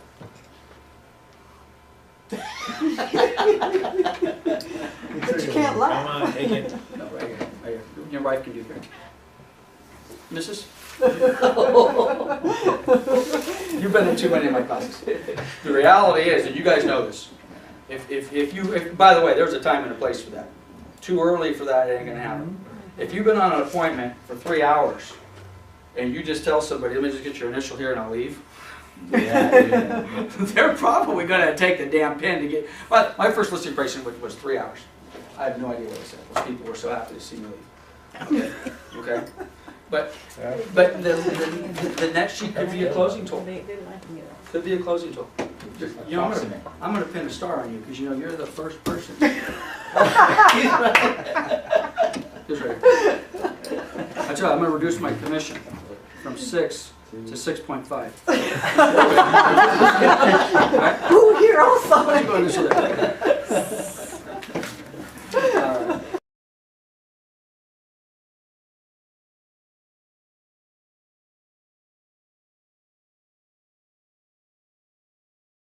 And you have failed to tell Brad. Actually, let's rephrase this. Brad tells you guys, this is the deal. You can get this loan done. If you can get a little bit of help for the buyers on closing costs, it'll make things easier, smoother. The market will demand that. Which, by the way, today the market's challenging. Buyers asking for closing costs is not an acceptable thing today. But let's suppose you did, and let's suppose Brad says, "Geez, if you could get if you can get the seller to contribute with about $7,500 in of the buyer's cost, because whatever program he's trying to get, let's pretend for a moment that the program will allow the seller to pay 3%. Let's just pretend that's the fact. I don't know if that's the fact, but let's pretend. So Brad tells you $7,500, and maybe he even says somewhere in there about 3%, or the maximum we can get the seller to contribute is about 3%. So you go ahead and you write in here, seller to pay 3% towards loan discount points, or towards lender fees, or towards whatever. Okay? And I, as a listing agent, which I would not do, but let's just pretend I get that accepted. And let's pretend the language says, seller agrees to pay 3% of purchase price towards buyer's lender fees. Got it? Now, and what are we all thinking here? The seller is now contributing $7,500 towards the buyer's cost. Stop me right there. So now we get ready to close escrow, and escrow gets a HUD and everything in from the lender with all their workup sheet and all the rest of that. And escrow says, okay, well, let's see what the loan fees are. And she adds them up, and it's $4,200. Okay? $4,200 of loan fees. We have $7,500 over here. The buyer is thinking that they're getting how much? $7,500. Maybe even Brad is thinking that they're getting $7,500, because he said the seller can pay up to $7,500, and you told Brad, hey, the seller agreed to pay $7,500 of the buyer's closing costs. Okay, so Brad, $7,500. Buyer's thinking $7,500. Buyer's agent's thinking $7,500, and then you run into me, a listing agent who reads. Now escrow calls and says, the loan fees, as addressed in additional terms D, say seller will pay up to $7,500 worth of lender fees. Brad's lender fees are $4,500. Guess what? Guess how much is the seller going to pay towards lender fees? 75 or 45? 45. What happens to the other $3,000? Back to the seller. They don't have to pay it. They're not paying. Now what does the buyer say? The buyer says, wait a minute. What about my escrow fee? What about my title fee? Says lender. What about these other fees? Lender fees only. What about some other stuff? I thought I was gonna, and then Brad says, whoa, whoa, whoa, whoa, wait a minute, they need all that $7,500. Because Brad had things calculated that the seller was gonna pay escrow and title, blah, blah, blah, blah, blah. Okay? Now, just because of the way we worded it, and the reality is, the seller, the buyer, the lender, everybody in the transaction, including the seller, and the listing agent for that matter, understood that the seller was committing to pay $7,500. Right?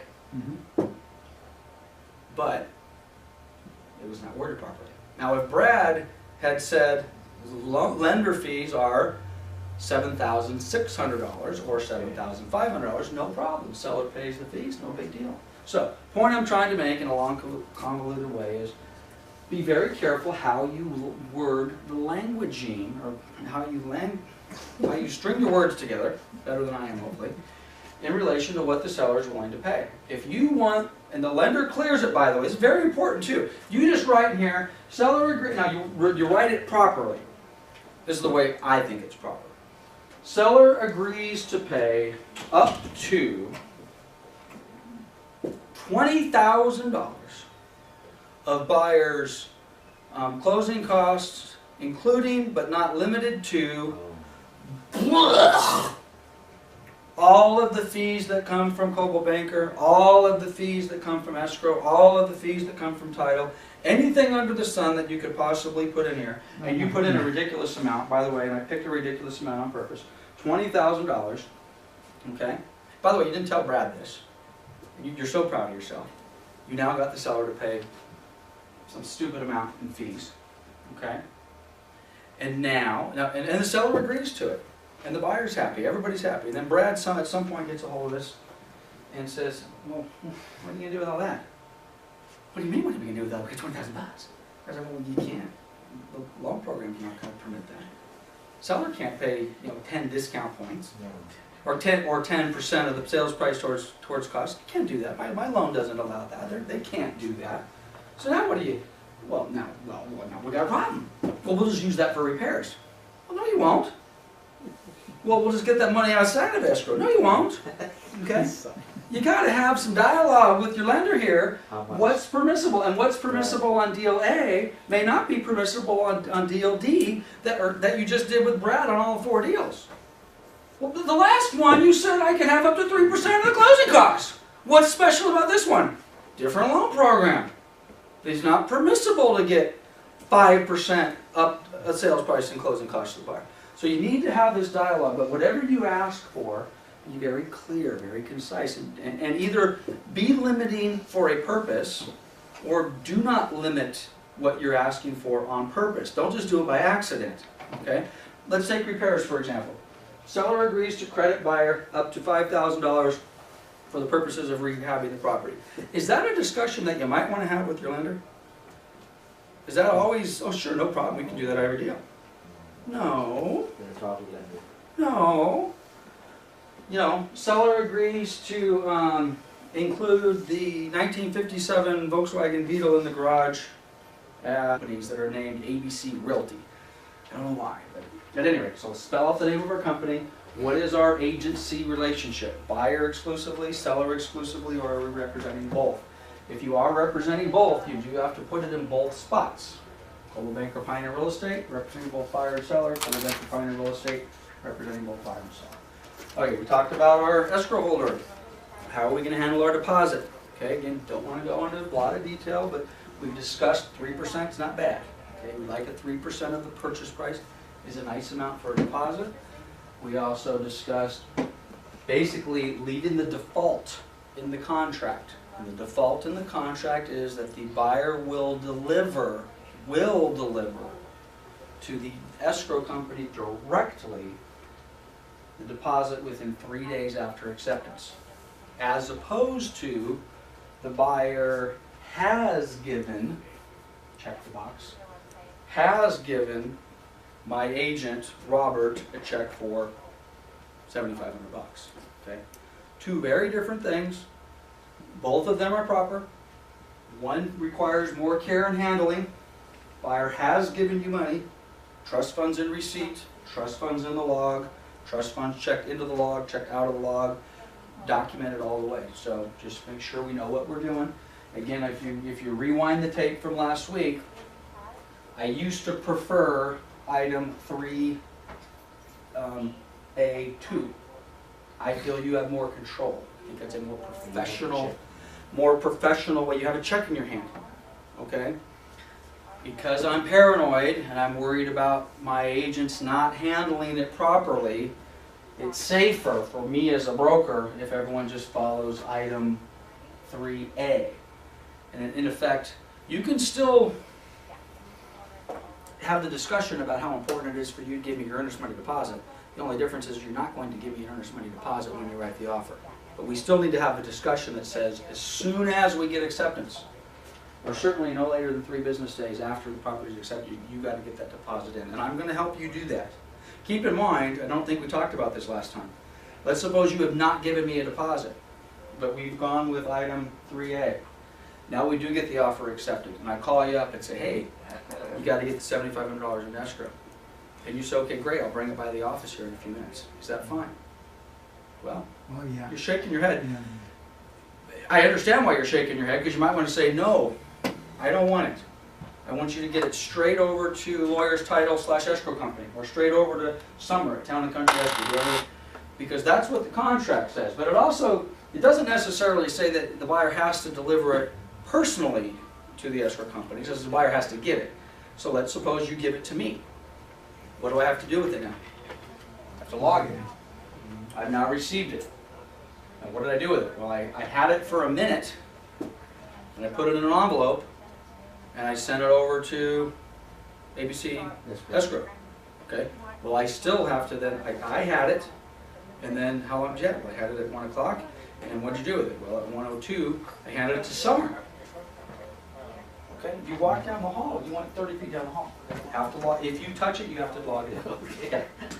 Question, some of the listings, they're asking for earning money deposit when you submit your RPA. Correct. So I have to get a check anyways, or I can have him take a picture of it and send me a picture of it. Is that good enough? Yep, and best practice, if you're a listing agent, and frankly, for that matter, if you're a buyer's agent, best practice is to have the buyer give you a check for $7,500. Made payable to, we're going to get to this on page 2 of the contract, made payable to the escrow company that you have put in there, or made payable to Coldwell Banker Pioneer Real Estate. Okay? Because a lot of the listing agents will say, hey, that's nice, I see your great deposit, or I see your offer, it's really nice. Show me that you got a deposit check. Now you could say, well, reference page 1, paragraph 3A, as you can see, Mr. Listing Agent or Mrs. Listing Agent, I have not collected the deposit, and the buyer will put their deposit directly into escrow upon acceptance. You could say that. Some of those sellers, some of the banks will say, no, get a check, give us a copy of it. Should we request wiring instructions for that? You could, they could wire it in directly. You have to know what escrow company you're dealing with. You could, and if you do business regularly with Summer at Town and Country Escrow or Sally with ABC Escrow, not a bad idea to have their wiring instructions, so you can have that. So, okay, again, my summary is a little longer than I thought it was. So we're dealing with our deposits, we're dealing with increased deposits, which we talked about. We talked about how we're going to handle loans, FHA, VA, conventional. I think our example last week was a 20% conventional. So what we would have done in that case, we would have went to Brad and said, you know, what's a 20% conventional at 200? And he would have said, well, your loan amount, Lance, is going to be 200,000. Okay? Okay? Fair. Oops, we didn't put our deposit in here. Let's go up. We put our deposit in here. Initial deposit is 7,500. That's our 3%. Okay? One of those nice little things that it'll calculate it. So you got a $7,500 deposit. You got a $200,000 loan. The buyer needs to bring in a balance of $42,500 for a total purchase of $250,000, which should match the purchase price up top at $250,000. So, Mr. and Mrs. Buyer, congratulations, we got your offer accepted. As you can see, let's see if I can get this to fit all on the same screen. It's a little tough for those of you viewing at home. Shrink this just a little bit. 75 or custom. Okay, well, this is going to be a little tough to see for just a moment. Maybe it's impossible to see for the moment. Okay, as you can see, Mr. and Mrs. Buyer, we've asked you for $7,500 as an initial deposit. We've asked you to bring an additional $42,500 as the balance of purchase price or down payment. You need to read these contracts literally, okay? So, easy math says you got a $250,000 sales price. We're asking you to bring in $50,000. So guess what? All you need to buy this house is, work with me, give me the wrong answer. All you need to buy this house, the wrong answer is $50,000. Right?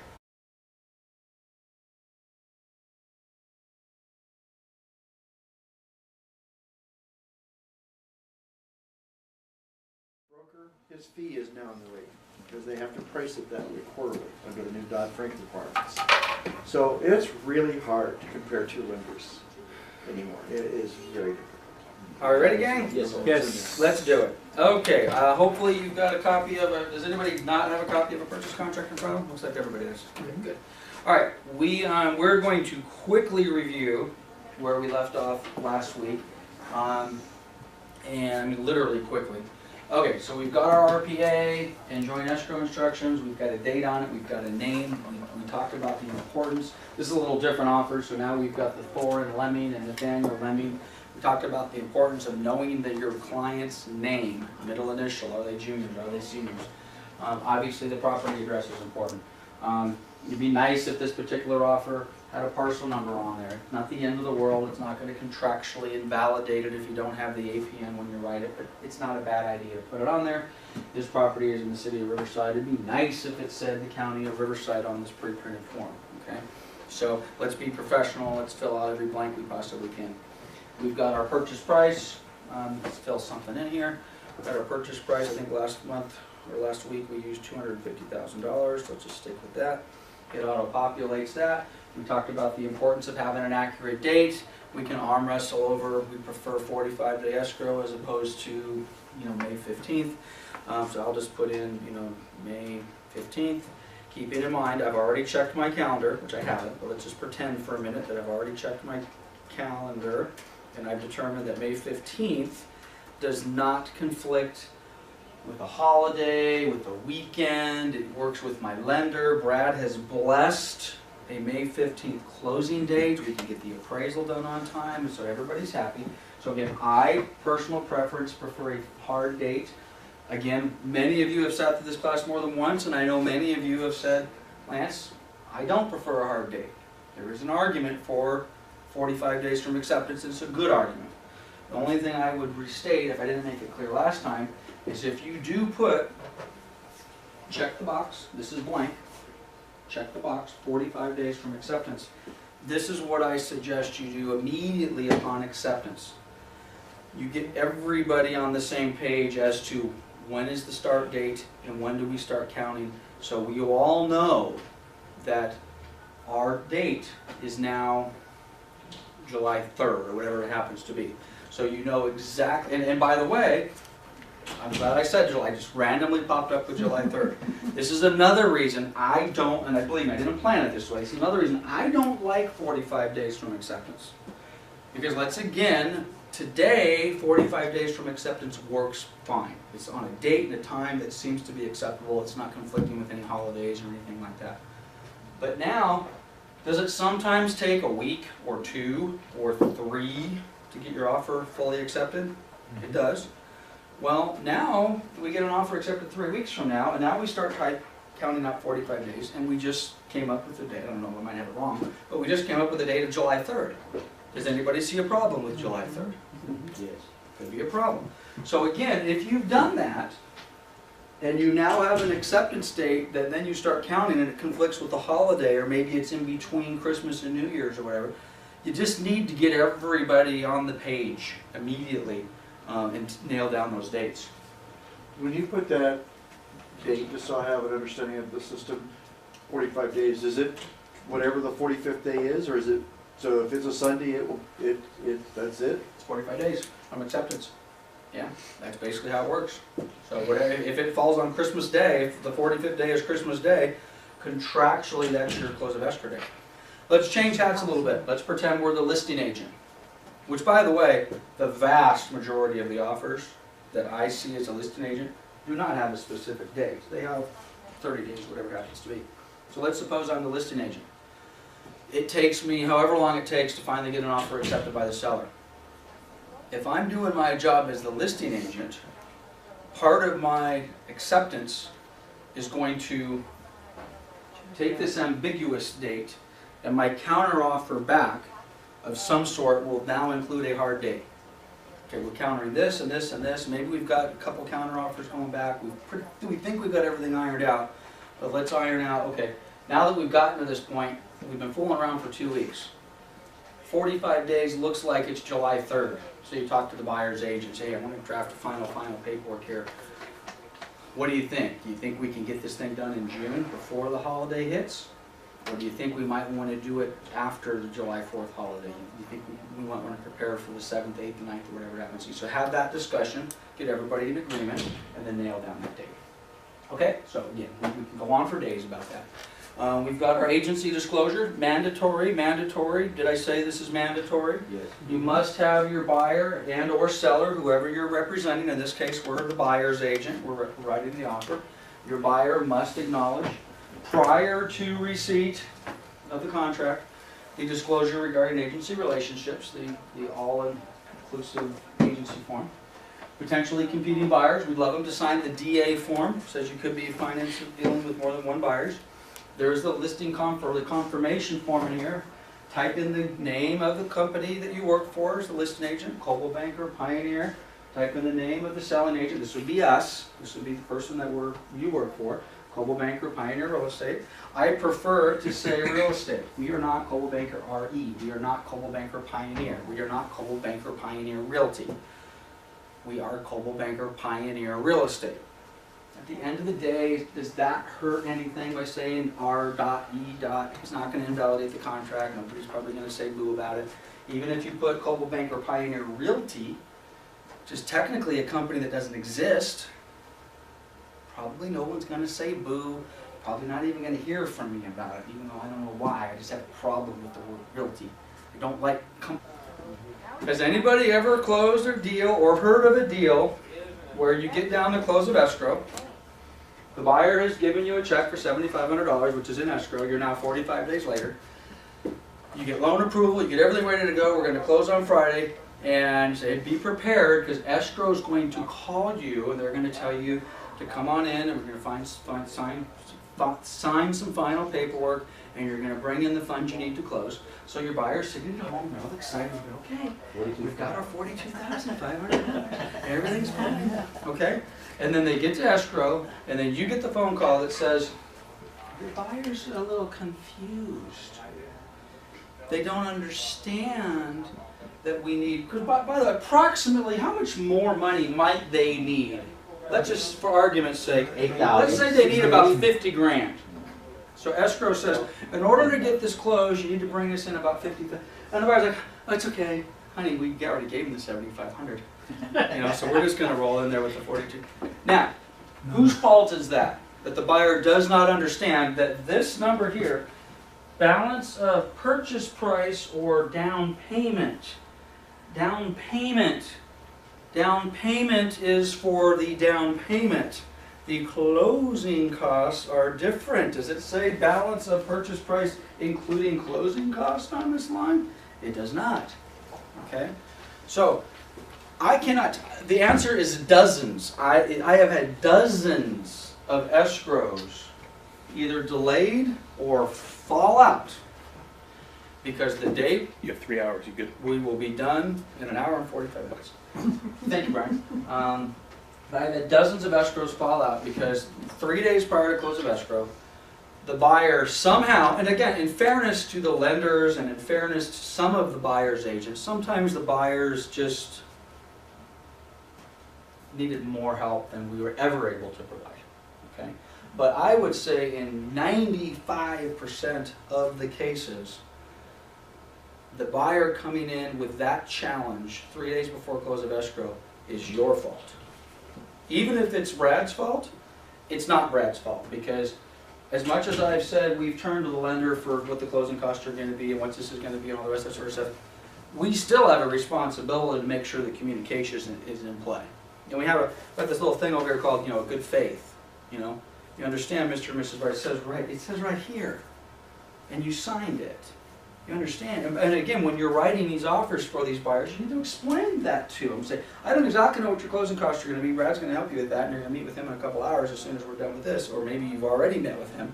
So he may have already told you that your down payment's 50 grand, but you've got escrow, you've got title, you've got loan fees, you've got discount points, you've got origination fees, you've got special fees, whatever they have. And he's going to give you numbers. He's going to say, you understand that down payment and closing costs is $58,000 or whatever it happens to be. Yeah. And not to take any of you, just staying with the mode here, if if this customer, by the time they get to escrow, don't know, and you should have ownership, you're probably need another lender. Yeah. Because they have to be, they will have been notified no less than 4 times before they ever get loan docs. Has anybody in this room Okay. ever had this problem? Okay. So, I'm telling you, you will have this problem. Hopefully, hopefully you'll never. The problem that you're, well, when you have this problem, hopefully when you have it, you will have the problem as the listing agent. So you will then be able to turn to the buyer's agent and the lender that you allowed them to use because you didn't ask them to get cross-qualified or whatever it happens to be. Now you're still going to have to look at the, because by the way, now you have to turn to your seller and say, Mr. and Mrs. Seller, we have a problem. As you go over to their house and they're stacked with boxes and they're ready to go. And you get to, these are so fun. These conversations are so much fun to explain to your seller that the reason you're not going to close is because the buyer, who you were told has a fully approved loan, which does have a fully approved loan. And you might ask the question, how did they get a fully approved loan? They should have had verifications of all this and they had verification that money is in the bank. Well, they did have money in the bank and then they spent it. The buyer went out and they bought furniture for the house that they don't own yet. You know? But at any rate, as a listing agent, it's not fun to have to sit back and tell your seller that you can't close escrow because the buyer didn't realize that they had a closing cost on top of the down payment. By the way, who does the seller hold responsible for that? Who does the seller hold responsible for that? Listing agent. Yeah. How did you let that happen, Robert? Michael? How did you let us get this far down the path? You told me that the buyer was approved. You told me that the buyer was signing loan documents. You told me we're going to close escrow tomorrow. And now you're telling me we can't. It's tough. It's a tough deal. Okay, so we've got our balance. Oh, by the way, we've got this little line in here. And by the way, this is by design. I don't know if you guys have noticed in the purchase contract, there's not a lot of room to write stuff. Okay? You don't have a lot of room to write paragraphs and paragraphs of additional terms and conditions. If the CAR attorneys were standing here, they would smile and say, that's correct. Because we don't want agents writing paragraphs and paragraphs of contract, okay? So now if you do need to write paragraphs and paragraphs, then we attach an addendum to this, and then we pretend that we're attorneys. Don't we like pretending that we're attorneys? We get to write nice language. I'm going to create a counteroffer. I'm going to make this the most complicated thing I possibly can. And I'm going to use a bunch of big words, some there too, and whereas, and if so, and blah, blah, blah. And then you read it and say, wow, who wrote this? A realtor pretending to be an attorney. Okay? So, well, let's put in some additional stuff. What possibly additional financing terms could we have in here? How about seller agrees to pay 2 discount points towards buyer's loan? You heard of that before? Okay. What happens, oh, which by the way, Brad's doing the loan as part of whatever. Or buyer agrees to contribute, you know, $10,000 in uncut diamonds as part of the, what? Talk to your guy. He's going to tell you, you can't do that. You can't do that. What are you doing? Now, let me get back to repairs real quick, and we're going to talk about this in another place. In my opinion, in my humble opinion, we negotiate price. Negotiating price does not include negotiating for a new dishwasher, negotiating for a new stove, even negotiating for, let's suppose it's a new roof. This property cannot be done on an FHA loan with the roof in that condition. The roof has to be done. Now in that particular case, you may say, well, geez, Lance, we really don't have a choice. We have to negotiate for a new roof. Seller agrees to re-roof entire subject property prior to close of escrow. Now you may put a cost limit in there or not. What happens if you negotiate? Seller agrees to replace, and you're doing this because it's an FHA deal and you just know, I mean, it's just a mess. You know the appraiser's going to call it out. There's no way. At a minimum, they're going to call it for a roof cert, but you can just tell. I mean, there's no way this roof cannot be certed. It's a mess. Which, by the way, we can make that assessment because we're contractors, correct? Yes. Absolutely. That's tongue-in-cheek. We cannot make that assessment. We cannot go in, we can give our best judgment, but we cannot emphatically go in and say, Mr. and Mrs. Client, my years of real estate experience, they've given me an honorary contractor's degree. And therefore, I am making the following factual statement that says, you will be required to put up a new roof. Okay, now again, we can't do that. But let's just suppose for argument's sake we need a roof. So we put in here, now maybe this isn't the best place to put it. There's another place we can put additional, because this is talking about financing terms. But people put all sorts of things in here that have nothing to do with financing. Doesn't make it contractually wrong. Not probably the best practice, but since we're on this line, let's just suppose we put in $7,500. Excuse me, let's just suppose we put in the seller agrees to put in a new roof. Because we've had a conversation with Brad. We've talked to him. We said, Brad, we're really concerned about the roof. Is it going to be a problem with the type of loan that we're doing for this buyer? And Brad's going to say, no. For this particular type of loan, we don't care what the condition the roof is in. If that's the case, then you negotiate price. Don't negotiate for a new roof. Now, in many cases, Brad may say, yeah, the roof has to be sound. Let's just take FHA for example. It's going to say you're going to need to have a roof that's not leaky. So we know it has to, so we put in a seller agrees to replace roof. Is the buyer going to be happy with the roof that the seller puts on? They're not. What kind of roof is the seller going to put on? The cheapest. Right. And even if it's sound, and even if it's, well, by the way, will the cheapest roof installed by a roofing licensed contractor with a 15-year warranty, will that satisfy Brad? And the one, yeah. Will that satisfy the buyer? No. The buyer's going to get out. He's going to look at it. Who in the heck are you, what? Oh, and by the way, the roof, when I came to look at the property last week, that roof kind of had a reddish hue to it. And we really liked that. That really set off the trim and the oleanders on the side, and we loved that reddish hue. It's gray. Guys, I'm not making this stuff up. I've had that happen. We replaced a reddish hue, and I use the word hue because that's the word they kept telling me. It had a reddish hue to it. Now it's gray. We got to repaint the whole house, and it doesn't go with the brick fence. The brick fence and the reddish hue were. Are you kidding me? So, moral of the story is, under all circumstances possible, we do not negotiate repairs.